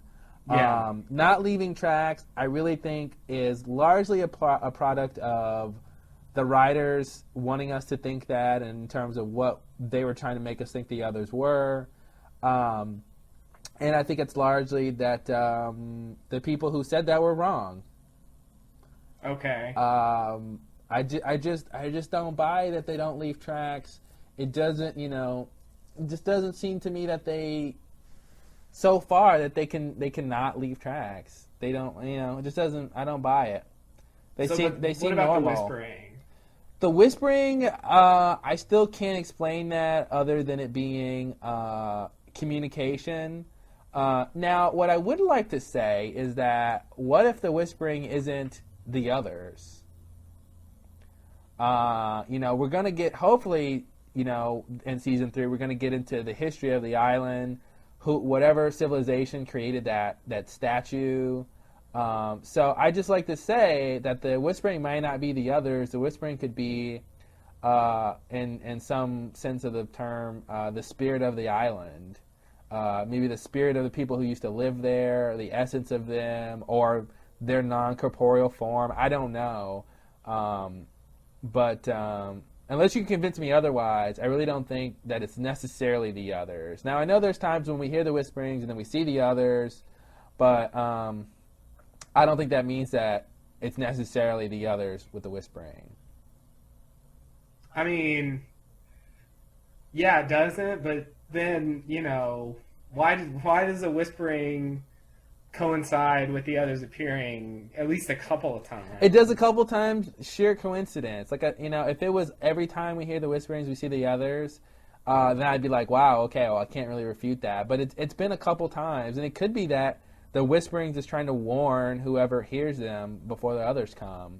Who knows what they're about. But I think there's a little room in there to say, it could be something that it's not necessarily the others. I know Danielle is the one who originally said that. the whispering is the others, but she's crazy. Right. She's crazy. So, and she could just She be is wrong. crazy. I mean, she could be wrong. So, because I'm trying to think of this realistically. They don't seem to have any powers, at least not as of yet. So, if we get any other clues later that they have any telepathic powers, then I'll go back to my original theory that the whispering is this telepathic communication. But now that I've seen them in their other habitat and they're at a book club, talking normally and not telepathically, not that they would have to, but still. I want to just give a little leeway to say the whispering might be explained by something else. Okay. All right. I would really love to see something from the other's perspective where the whispering's happening, like how that. And they're like, "What the hell is that?" And they're like, maybe it's the Lostaways. Oh God, that'd be really weird. Yeah. I guess you're right that there's leeway, but I just don't think that's true. I think it is the others, and that they're gonna have to figure out some way to explain how that happens, despite their apparent supernaturality. And the other thing that makes me think it's not the others is because I don't think that many of the others have ever really left the commune. You know, I mean, the most we've ever seen, I think, was when they was at the end of season 2 when there was like 5 of them, maybe something like that. There were a fair number that came after the tail section. It seemed like there was like maybe 4 or 5. Yeah, well, I mean, those could have been groups. The same 4 or 5. But I mean, like, I don't think there's ever been that many, and it seems like the whispering always seemed to me there was quite a bit of people talking in those whispers. Yeah, and it just doesn't seem to me that many people are traveling around the island, and that many people were present when we heard those whispers, or even anywhere near. So, I mean, it could be some sort of, like I said, if it's telepathy, I guess it doesn't matter where you are, you know, but or how far they are from the listener, but I don't know. I think there's something. I think there's other reasons why we could hear whispering, and you know, and then like, you know, the fact that the whispers told Sawyer it'll come back around. You know, why would the others know that? You know, that's a very strange thing. Well, they know everything about him. Yeah, they know that the last dying words of somebody he shot was. I mean, that's something a PI should not be able to get. Yeah, well, you got a point there. But you'd be impressed if they knew that, right? Hey, I'd hire him again. I'd hire that PI again if he can get that info. Yeah, that is really specific. I mean, I got the sense that was him, because he sort of hears it again later, not with the whispers, just sort of by itself. And so I got the sense that he just sort of was hearing that, and it wasn't necessarily a part of the real whispers. Mm-hmm. You know, so I guess that's what I'd say about that. But I mean, and that's also a specific weird situation that really didn't occur again. Here's a theory. What if the sickness was created by the island? What if Dharma and the others came to the island to do their experiments, and maybe the island was fine with it for a while or something, or maybe not, and to for whatever reason it didn't want them on the island anymore, and engendered this virus or whatever the sickness is. What about that? And then that might, because I'm thinking about, you know, what Sawyer heard in the whispers, and then, you know, Jack heard his dad say let it go, and I mean, I think that was purely a hallucination, so I don't want to factor that into this theory. But what about that? What if the island has some cognitive abilities and sort of is aware of what's going on and doesn't approve? You know, maybe that's why the island was invested in Locke, gave him his legs back, and maybe wanted to have him help get the others off the island or whatever. And then once he gets enamored with the Hatch, you know, he's really on the wrong path then, because the Hatch and Dharma are totally against what the island is about. And so that's when the island gets really pissed, because he gets caught up in the thing that the island hates the most. And maybe that's why the island wants him to destroy it or to not push it? Exactly, yeah. Okay. I mean, the island does seem to have spoken to Locke and Echo through these visions that really don't seem to be the others. They really seem to be the island. Yeah. So I buy the island being, you know, aware somehow. And the idea that the island created the sickness, that has merit. I think that could go somewhere. I always thought it was Dharma, you know, as part of this war that I imagine. But I think that could work. Yeah, I like that. Well, we'll keep thinking about that one. I just made that up, so I think there's probably places to poke holes in it. But we'll keep that on the burner and see if it. I think it's hard to. I mean, so how little we know about the sickness. You know, I mean, how did they develop a vaccine to it? That's sort of weird. But it would explain why it maybe disappeared. Yeah. Once Dharma was pretty much gone. Yeah. So I mean that would help because it doesn't seem like a normal sickness would just disappear. Definitely. If it was so prevalent that it was just killing everybody. Yeah, that's good. That's good. I want to. Oh God, what else do I want to ask about? So I don't even know why I'm going to say this, but we still don't know anything about the smoke monster. Yeah. It doesn't help with that at all. That's Well, always that thing, and everybody's grand unifying theory. Something gets left out, and yeah, nothing new about that. What were nothing you new gonna say? about it. Maybe Smokey is the essence of the island. I don't know. Okay. Sure, why not? I mean, if Smokey can change shape, maybe he changed into the shape of a virus, and that's the sickness. Ugh. He changed into billions and billions of microbes, and Yikes! And you breathe in Smokey, and he makes you sick. yeah, and That's then really he crazy. flies out of your mouth. No, I don't know. Yikes. Okay, so obviously, like, they don't know that much about what Dharma was up to. Yeah. As per the idea that they weren't really involved and they were just sort of participants. Oh, not- wait. Why'd you say that? Why'd I say what? That they don't know that much about what Dharma was doing? Well, I'm just assuming that they were just participants in this utopian social experiment, and that Dharma's not telling them. Okay. Well, I'll buy that. I'll say that maybe in the beginning they didn't know, but I feel like they figured out what they were up to. They figured out at the very least, they figured out the large majority of what was going on by the end of this whole ordeal with the. Maybe they didn't know in the beginning, but I think they figured it out when whatever happened. I agree. Yeah. But then I want to ask, what about the button? If they know about the button, why do they just let it sort of sit there? Maybe they don't know about the button, or maybe what they know about the button is that what we know from the Pearl video, and that it's a psychological experiment to see if people will press it, with the idea being it doesn't really do anything. Maybe they always believe that. Maybe they thought when Dharma left that nobody was pushing the button, so and obviously nothing happened, but that was really because somebody was pushing the button. But maybe they thought no one was pushing it, and so maybe that's. I was gonna say maybe that's why Henry goes to get into the hatch to see what's going on with that thing. Maybe after the plane crashes, they put two and two together and say, well, maybe the button had something to do with that, and maybe I don't know. I would say there's a little leeway in there for them to not either to know about the button and to just believe that it didn't do anything, or maybe they did know about it. Maybe they just didn't know about it, maybe they couldn't find the hatch.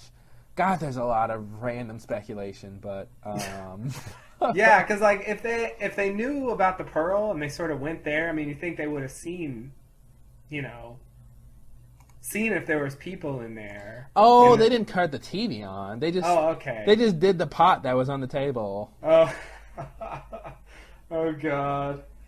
It's Dharma pot. It's good. Oh, Dharma pot. It's from the 70s.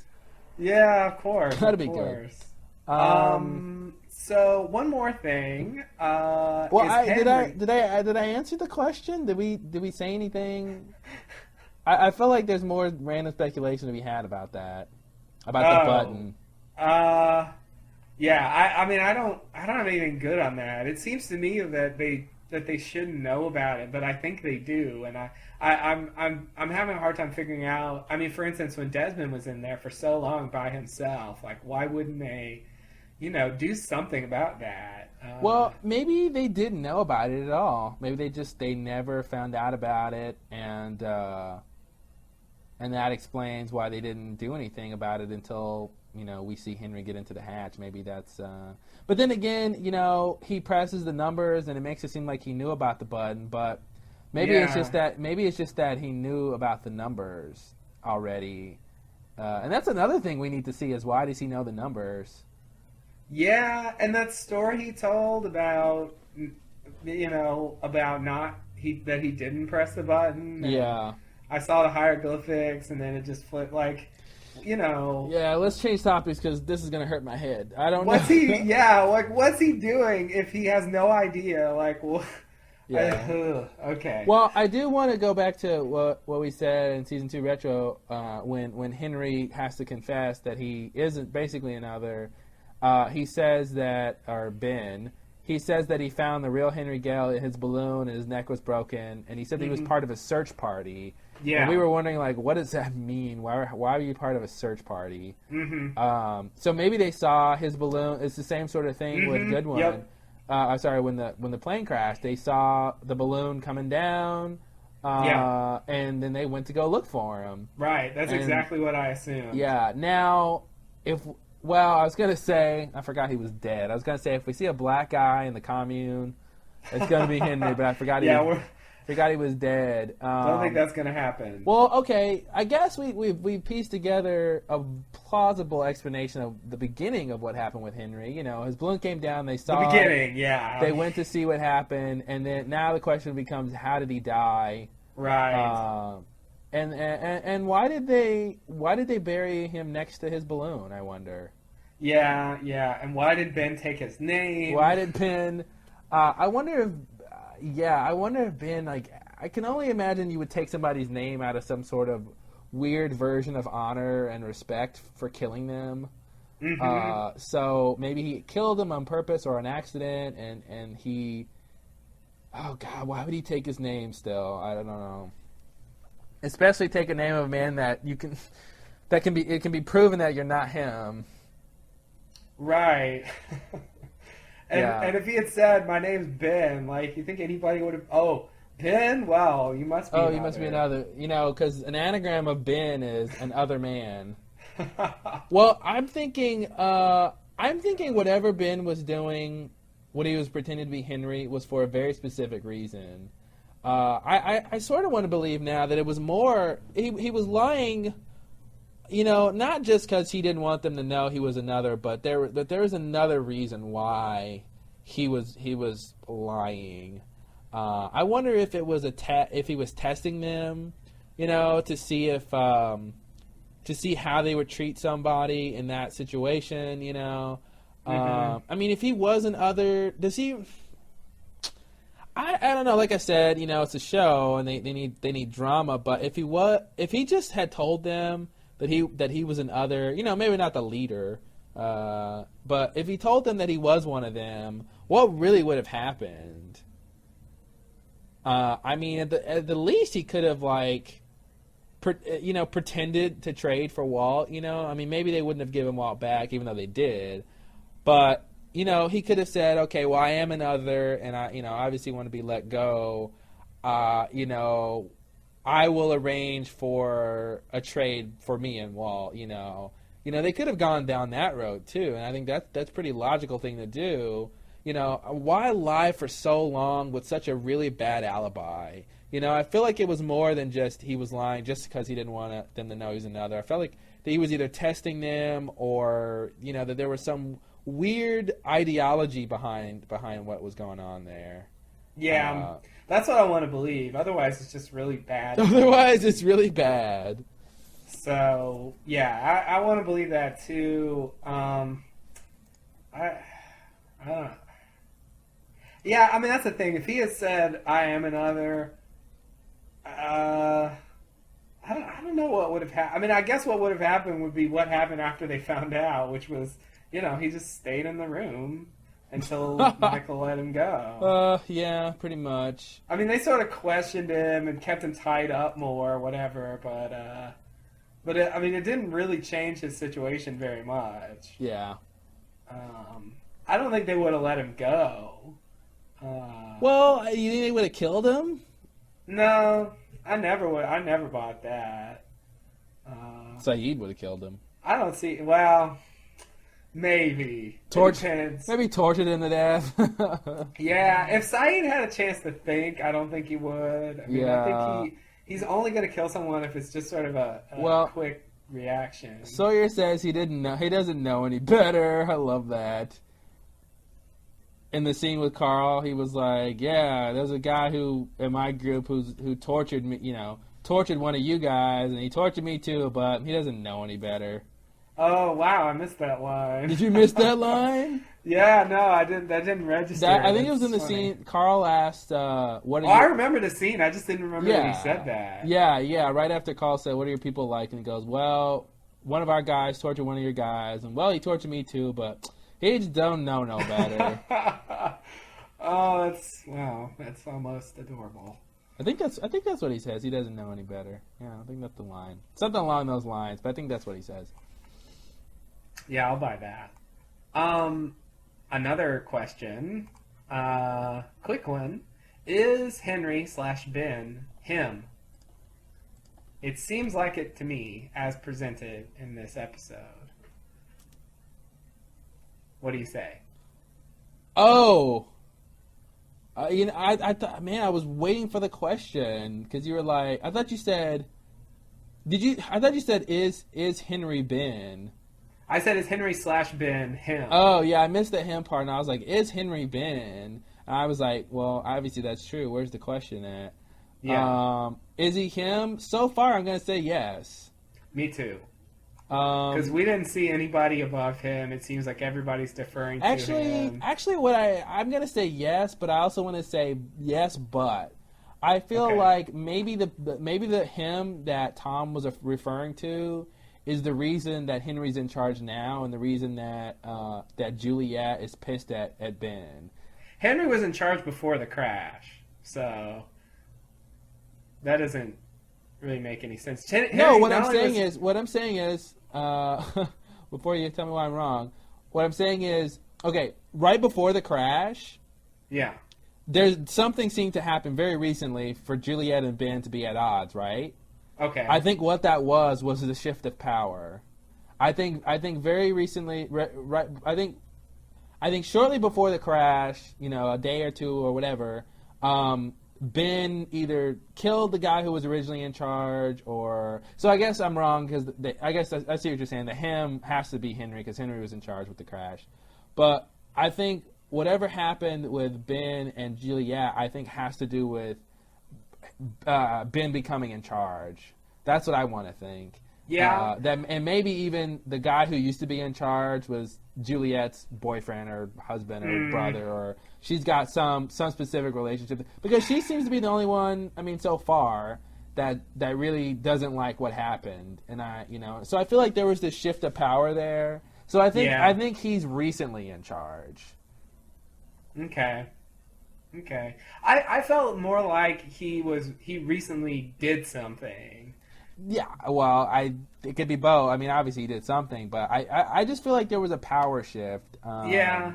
I mean, obviously he must have taken it over at some point, because, like I said, he's not really old enough to have been the leader all along. Yeah. That would have been silly. So, I agree, but I guess I don't feel like it was that recent. Well, because, I say that because, Adam says, oh, Henry wouldn't approve of this book, and she goes, I'm sorry, Ben wouldn't approve of this book, and, she basically says, oh, Ben is in charge. Does that mean we don't have free will anymore? So I feel like I feel like he recently became in charge, and things got different when he became in charge. Yeah, and that is logical. Maybe he's ruling with more of a firm hand, or I don't know what he's doing. Yeah, that's the thing. I got the sense he got worse, or he did something where he started to crack down, and But yeah, I guess it could be plausible he just sort of took over recently, and that's why. And he's always been that way. Yeah, I think it's more than that. I think whoever spot he took got killed or something. Okay. I think there's I think it has to be that too. That there was some hubbub with his newfound power. Okay. Yeah, I'm ready to buy that. So Henry refers to him. I guess he's referring to himself, which is kind of weird. But whatever. It's Henry. Or Henry's referring to someone else who's above him, maybe not necessarily in that camp or on the island, maybe. I don't buy that. And that would mean maybe Tom is referring to Henry, but Henry's referring to someone else. Okay. I don't really buy that. I don't either. The whole thing about Henry saying he's a great man, I just don't think Ben would say that about himself. I mean, he doesn't seem like that much of an egomaniac to really say that. It's pretty weird to have him say that about himself. He's a wise man. Yeah, but he's not a forgiving man. Yeah, that's very. And, that's the thing. Henry said, Ben said that they would kill him if they found him because he didn't do what he was supposed to do. Right. Which obviously seems he was on some sort of mission. Which he tells Locke he was coming to get him, which I don't believe for half a second. I don't believe either, but I hope we find out. So I don't know. Maybe he's not like the highest person there. Maybe he's VP or something. But there's somebody higher. Because like I said, like we said, I just don't buy him saying this about himself. And then he said, they would kill me if they got me. And I don't. From what we've seen in this, I don't think that's true. I mean, he did lie, though. Yeah, I mean, he was lying. There. Exactly. I just, when people lie, I just want to believe, 0.05% of what he said was true, at least that much. Okay. I like to believe that some of the things he said was true, but maybe nothing he said was true. So far, I almost believe nothing he said was true. So far, nothing he said was true. But maybe that means that when he's like he's a wise man, he's a great man. Maybe that's not true. Like if he's talking about himself, he's really not that great, and he's really right. But then he's just saying that to say. But he said Tom was nothing. He's like, oh, he's nothing. He's no one. And does that mean Tom's in charge? I mean, if you do the opposite of everything he says, then you just get. And then it's just weird. Right. I guess I think he's telling the truth about Tom. So, yeah. So, I guess I have to believe something. Yeah. Okay. Yeah, fair point. I guess it's hard to lie about everything. It is hard to lie about everything. But he got... Bush does it all the time. Oh. Ooh. That's one for the president, folks. Just kidding. We love you because you only have 2 more years in office. Oh. Yeah, I guess so. So what do you got? I'm done with. I'm done with everything, dude. The main line of thought here. We're 3.5 hours about one episode. Yes. Are you serious? Oh man. Yeah. That's not bad though.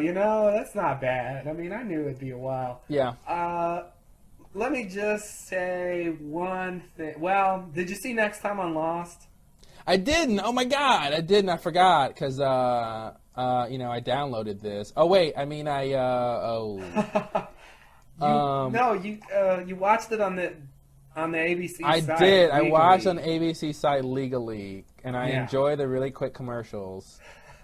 They're so short. They're really short, and why not watch them because they're short? Now I'll go buy that Lemon Pledge. Why not? Me too. Give me 3. I didn't see it, but I guess most people saw it. But it's on Lost Links, right? It is on Lost Links. I love Lost Links, and so do I. They're not paying us to say that. No, they really aren't. Although, if they did, I'd cash the check. Oh, me too. No, Lost Links is cool. It's got Lost Links, and what are you going to do? Really? Yeah, it's got links about Lost. Yeah, we're listed on there. Not that matters to you, but... Yeah. If you guys are listening to us on the Lost Podcasting Network, be sure to visit our site, thelostlowdown.blogspot.com. We obviously love comments from you guys. Email us at lostlowdown@gmail.com. Join our Frapper so we can see where you live. Not to stalk you, but, for another reason. Right. Just cause. We just, I don't have an answer. So I guess since you haven't seen it, we won't talk about it. I can watch it right now. You want to watch it real quick? I'll watch it real quick. Give it a watch. Maybe we can hear it on the podcast. Hey, hold on a second. I'll play it so that everyone can hear it with me. Yeah. How about that? That's what I was thinking. Okay. Sorry. I'm going to take this out, and then I'm assuming you weren't listening when I said that. I was clicking on the link. Of course. All right, here we go, guys. Hopefully you can hear it. Woohoo! Next Wednesday, I'm fairly certain our friends have been captured. What do you need me to do? a daring rescue And they have a sailboat. Oh. or a deadly trap. I'm on that boat. Let's get to work. I'm not doing anything until I see Jack. Hello, Jack. What do you want from me? The real adventure is just beginning. An all-new Lost next Wednesday at 9/8 Central, and the premiere of The 9 starts now. Only Okay. on NBC. I guess we'll need the premiere of the 9. No, please. All right, that was interesting. Hopefully that recorded well. Hopefully you guys heard that. In any event, you probably already saw it. I was too busy making sure the mic was going on to pay attention. Oh, But, that's no good. You're the one that needed to see it. it was very interesting. I saw that they're enlisting Sun for something, which I can't imagine how useful Sun's going to be unless you need a garden. But I do love the fact that she's going to do something. Or a little deception. Yeah, what do you want to? It's like, what is she going to put on a slinky dress and go like, seduce Ben or something, while like Saeed goes in and lets Jack escape behind his back. I don't know, something really crappy. But there's a lot of interesting scenes in here. I love that like they have a sailboat. And he's like, how or something. Right. Which is interesting that they didn't know that. Which I think Exactly. it's very plausible that they didn't know that. It is. Which means I don't think they knew about Desmond. Yeah, that kind of makes me think that too. Which... And if they didn't know about Desmond, I think that means that Kelvin was not in contact with them. Yeah. I mean, I kind of thought that anyway. I mean, Yeah, call them well, hostile. Definitely. Which I guess means Kelvin is a remnant of the old Dharma, Yeah. and not part of what the others were doing. Perhaps the final remnant. Perhaps the last remaining. Maybe he's the missing link. The missing link? Yeah. The missing link. Okay. There's nothing there to find out. I just this Oh, missing okay. link. I feel like I don't know what you mean, but maybe I do. Well, I just think I don't. he's the person who links Dharma with the past with the present. That's the missing Oh! link. Okay. You know. I guess I did know, and I thought it was more complicated than that. Oh no. Okay. I see. Yeah, there's this whole thing with the boat, and I don't remember what else. Sorry. Well, I guess we can't really talk about it because I wasn't paying attention and you don't remember. I just thought it was worth talking about. Yeah, I guess we've said enough. I mean, it's one of those. It's a usual thing where it's just a lot of fast images. Yeah. It's hard to put together. I didn't get the sense that Sun was being enlisted for anything. I didn't really notice that. Well, Saeed's. I caught Saeed said like they're being held hostage or something, and Sun says, "What do you want me to do?" Oh, okay, right, yeah. And I'm like, well, he's asking her to do something. Maybe he's just gonna say nothing. Stay here. Grow some tomatoes this season, please. I'm dying for a tomato. Because he's British. Exactly. Yeah. I really like this idea. You know, I just, you know me. I love when characters band together for the greater good. God, sorry, I didn't mean to say that. God. Band together for a common cause. You know, like that's why I love Independence Day. It may be a crappy sci-fi movie, but I just love when everyone around the world is on the same page. We've got a common enemy, and you know, we can all agree that the aliens are bad because they're trying to kill us.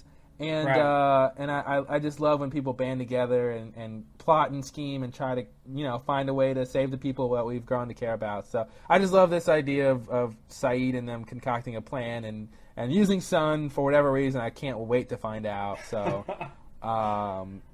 Just Yeah. the idea that she's useful with something. 'Cause Yeah, that is pretty shocking, actually. She never does like anything. She never goes on the expeditions and anything like Right. that, which is understandable. But I just love the idea that they have something for her to do along these lines. Right. And I guess it's because Kate's not there. This is the only reason she's different. She's the default new Kate. Well, you got to have I guess they need a woman or something. I don't know. Yeah, and it ain't gonna be Claire. It ain't. Oh God, is Claire still around? I forgot about her. And it ain't gonna be Rose either. Oh, So. Rose is too busy being happy she doesn't have cancer anymore. Yeah. Yeah, there's not a lot of women left to do a lot of adventuring. Yeah. So, I guess that's what they're gonna do. I can't. Susan B. Anthony fought for the rights of women to go on expeditions. So I hopefully, Sun will live up to that dream.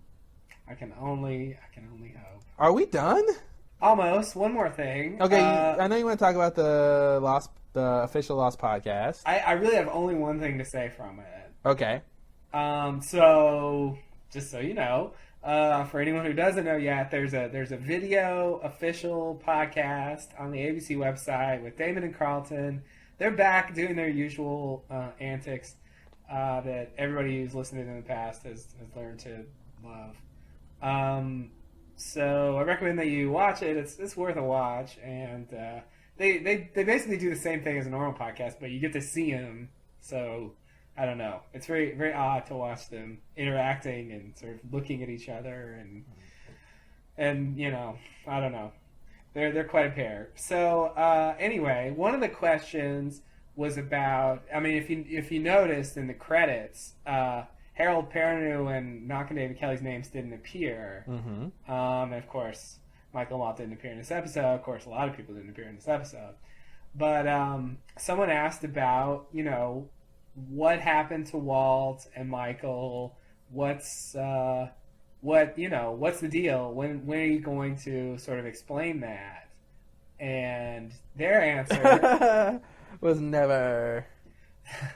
I guess I should say before I say this is that this is sort of spoiler material, I guess. So. Those of you out there who don't want to be spoiled, pay attention. I mean, no, don't pay attention. You should stop listening. Just wanted to give you time, just in case you didn't want to hear this. What they said, it's going to seem really anticlimactic. What they said was that they will get back to the Walt story, but not for some time. Okay. So they're going to leave that. We're going to have to just speculate on that for a while, but that they do have some sort of plan for it, and that they will get back to it. They also said it was very compelling. Really? Maybe it'll be the best episode ever on television. God, okay. You can't. I mean, how much can you? I mean, when JJ said the season 2 finale was the best ever, I really believed him. Until not only did I watch it, but he said the same thing about like the Alias finale or something, and like they just say that, I mean, I would hope they think it's compelling. They wrote it, they're part of it, like. But it's the company line. I mean, like. Hopefully it's meaningful that they say it's compelling. I mean, hopefully it really is compelling. It was. I mean, the season 2 finale. I mean, it was good. Anytime you say something like that, I mean, the thing is, I know I'm going to hear the same thing about the season 3 finale. Yeah, I just think he went overboard. He didn't say it was really good or the best Lost. He said it was like the best. I think he said like the best finale ever on television. Yeah, and it's just like that. You just can't go that far because then, saying like, a lot. You're going to do another finale in the future, and it's like, so all the finales after this are probably going to be worse, right? Yeah. I mean, unless they're such good writers that every finale trumps the previous one. Yeah, and that's just so ridiculous. Yeah. I mean, I can't. That's just a bad thing to say. But everyone does it. Like, everyone that sort of is involved with stuff, their latest thing is always the best ever. I guess you have to do that, So yeah, I won't fault him too much. I just won't believe him next time. I don't know if they believe it or and they're just sort of. They really do believe it, or if they're just saying that because they feel like they have to, or something. I wonder if Walt really does have powers. If or maybe if he found out that he's got, or that he maybe like when they tested him, he sort of found out what his powers are more. I wonder if he can get him and Michael back home, like with his powers or something. Like if he just, I wish I was at home, and he clicks his heels, you know. I saw it like a picture in my head. I saw like a picture in my head. I thought of New York, and here we are. Yeah, that would be something if he transported both of them. Is that compelling? But I mean, why couldn't he just do that on the island? Well, because he didn't find out about it until after they tested him, and then he was scared. Oh, okay. He was hiding under the boat thing, under the little thing in the boat. He was scared, waiting for his cue from. God, that was a weird scene. Yeah. Something. Oh man. And maybe like obviously they wouldn't cut to them, and he's like, "Hey, Dad, guess what I can do?" It would just be, I don't know how they would do it, and it would be sort of weird, but. It would be really weird. Guess what I can do? Blink! Blink! Boop! And that's the end of their story. Oh, man. I don't know. Wow. I just don't, I mean, either, okay, there's only two options, right? Or there's three options. You like how I do that? Yeah, you always add one at the end. Well, because I think of the two, and then I remember there's a third one that nobody wants, but... The first option is they get rescued. The second option is they get back on the island. The third option is they die. Oh. So that's really the only three, generally speaking. Oh geez. That's the only three options. Oh dear. That's the only three options? Yeah. Yeah. Yeah, pretty much. I don't think they die. That's the thing. I don't think they're gonna die. One of the other two. And I really don't think they're gonna get rescued, but I really don't think they're gonna get back on the island. So. Well, you know what? That doesn't leave you with much. I guess that's option number 4. None of the above. Which I don't know what it's gonna be, but I know what it's not. I think they're gonna get rescued, but something weird's gonna happen. So. Yeah, because I don't think they're going to end up back on the island because they're not around anymore. But how could they get rescued? I mean, getting rescued by whom? And like, it'd be so weird. And we're going to have a scene where they're like, we were on this island and we get all these people and it's crazy. And they took my boy and like, like it would just be a weird scene. And then what is it going to come to? Unless maybe they're getting to. Because see, God, if it turns into Gilligan's Island and they get off the island, like maybe what they're going at is getting more people on the outside world to find out what's happening, So Penny already has spotted the island, presumably with the help of the guys in Antarctica. So she sort of knows about. I guess she's assuming Desmond is there. That's a reasonable assumption. Oh yeah. And so she sort of knows about it. Maybe if Walt and Michael get saved, they go back to America and then the news or whatever, and then Sarah and all these other people who are back in America and in Australia who know the Losties. Maybe they have hope, and then maybe they're leaning towards getting some of them off the island eventually. Which would be weird. I don't know how the show should end, but I really don't want anyone to get off. Like, could you imagine, like, Jack, like, going home and he reunites with Sarah and, like, she's got a kid, but she's not with the husband anymore, and so, like, they... Oh, God. It'll be just, like, Cast Away. Yeah, exactly. Like, I don't know what they could do to end this show well. How they could end it well, but yeah, I have no idea either, but we're so far from that. I feel like we'll have a better idea once we get to season 5 or so, when they're at least heading towards some kind of ending. I think if the ratings stay good, I think they'll only go to 6 seasons at the most. So a show like this, oh man, I don't really think the ratings are going to hold. Oh, they won't. They won't. Because, it's every season it gets harder and harder for any new person to jump in. Yeah. They do those clip shows, but those are always crappy, and no one wants to, you can't really get caught up by it with those. No, they suck. You pretty much need to buy the DVDs if you want to get caught up. And if you're new and first of all, if you haven't watched Lost yet, it's like, well, you must be living under a rock. If you care to watch it, who's really going to jump in on Lost in season 4 or 5? Yeah, I know that is pretty late. You know. Um, So I mean, I obviously, agree. Obviously, I some see people a steady will, but decline. yeah, I'm thinking it'll go 5 seasons. I think maybe 6, but Yeah. you know, I could see if the ratings slump, then 4 seasons. Yeah, if they slump too much, but if it's a nice steady decline where they're still doing pretty well, just not as well, and they get down to a point by season 5 where it's like, well, now you're just kind of okay, and Yeah. maybe they'll and maybe they're ready to end it anyway. You know, Yeah. that's sort of what I hope that they get to end it when they want to, and Yeah.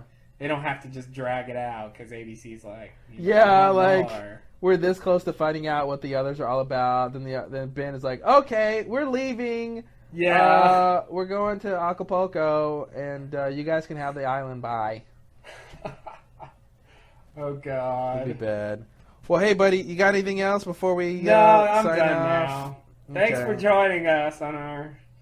We had a lot of Exploration fun. We can't new wait. season. We can't wait for this first block of episodes. As you guys know, they're gonna do 6 episodes, one each week for the next 6 weeks, and then they're gonna Woohoo. take a long ass break, Long. and then they're gonna finish in the beginning of 2007. They're gonna finish the rest of the season. So, we will do our best to keep up with podcasting. You know, every week, having our episodes get up Thursday, no later than Friday or Saturday, so you guys can have it.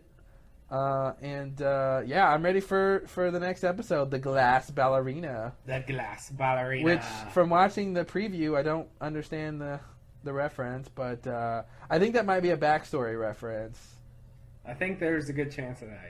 Yeah. Yeah, and that was tentatively, or at least supposedly, a son backstory, right? Yes. So, there's a chance that it'll be a son backstory. I really don't know, actually. I think I could see it with her seeming, like from this preview, seeming to be a big part of the A story of this episode. That Right. that it would make sense for her to have a backstory in this episode. Yeah. I can just imagine. Yeah, it'd be weird to see her in action. Yeah, it'd be weird, and it'd be funny if like she's like, yeah, when Jay taught me English, he also taught me like martial arts, and he taught me like crime fighting skills or something. That'd be weird. All this time. And yeah. Jen is like, what? Yeah, I know. You didn't tell me that either. I know. I thought I had a whole truth.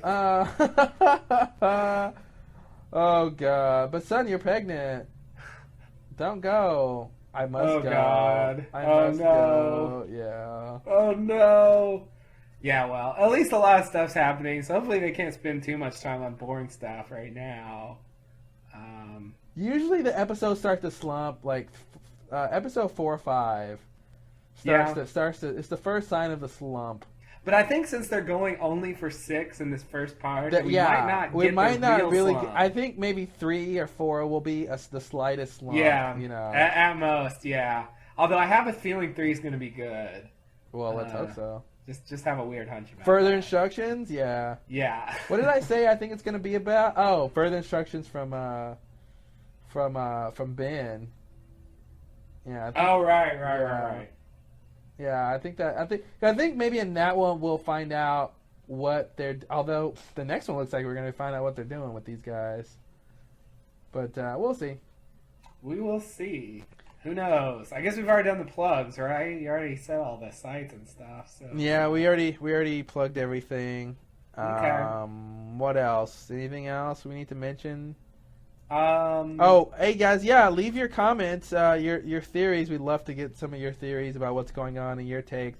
You know, we try to be pretty thorough in our reviews here, but I'm sure there's things we miss and interpretations that we don't cover. So we'd love to hear those from you guys if you got them. So anyway, visit the site, thelostlowdown.blogspot.com. Yeah. Before the next episode, you know, I think at least by Thursday or so, we'll have a post up, and you can post comments, and we can maybe address them. Yeah, we'll I address think that'd be them, fun yeah. to do if Definitely. you guys want to do that. Yeah, just go there around that time after the episode next week, and then because I think a lot of you are listening to the Lost Podcasting Network, and you don't necessarily visit the site that much. So I recommend you at least go there, before the episode and, give us some fodder. It'll be interesting to have a little input. So, should we mention the surprise next week, next podcast? I don't know, because I don't know what the surprise is.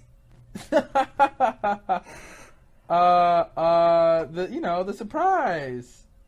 What's going to be different about next podcast that we've never done before? Wow, I forgot.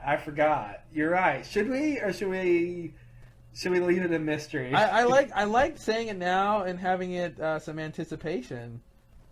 But then the surprise aspect of it is intriguing too.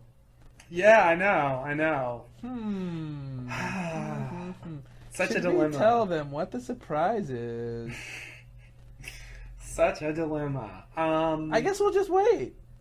Yeah. I guess now the anticipation's already there because they don't know what it is. Right. So, okay. Ha. You guys don't know what's going on. There will be an interesting element to next week's podcast. Yes. That hasn't been there before. That hasn't been there before. It's going to be very special and very interesting and very fun, I hope. And look forward to the next podcast, guys. It's going to be interesting. Okay, that's it, right? I think that's it. Well, thanks for listening, guys. We appreciate it as always. We can't wait to podcast more about the rest of this season because I think it's going to be good. So I agree. It started off with a bang. It's a bang. It's a bang. Or a crash. Wow. Not a zing, though. Thank you, and namaste. Namaste, and good luck.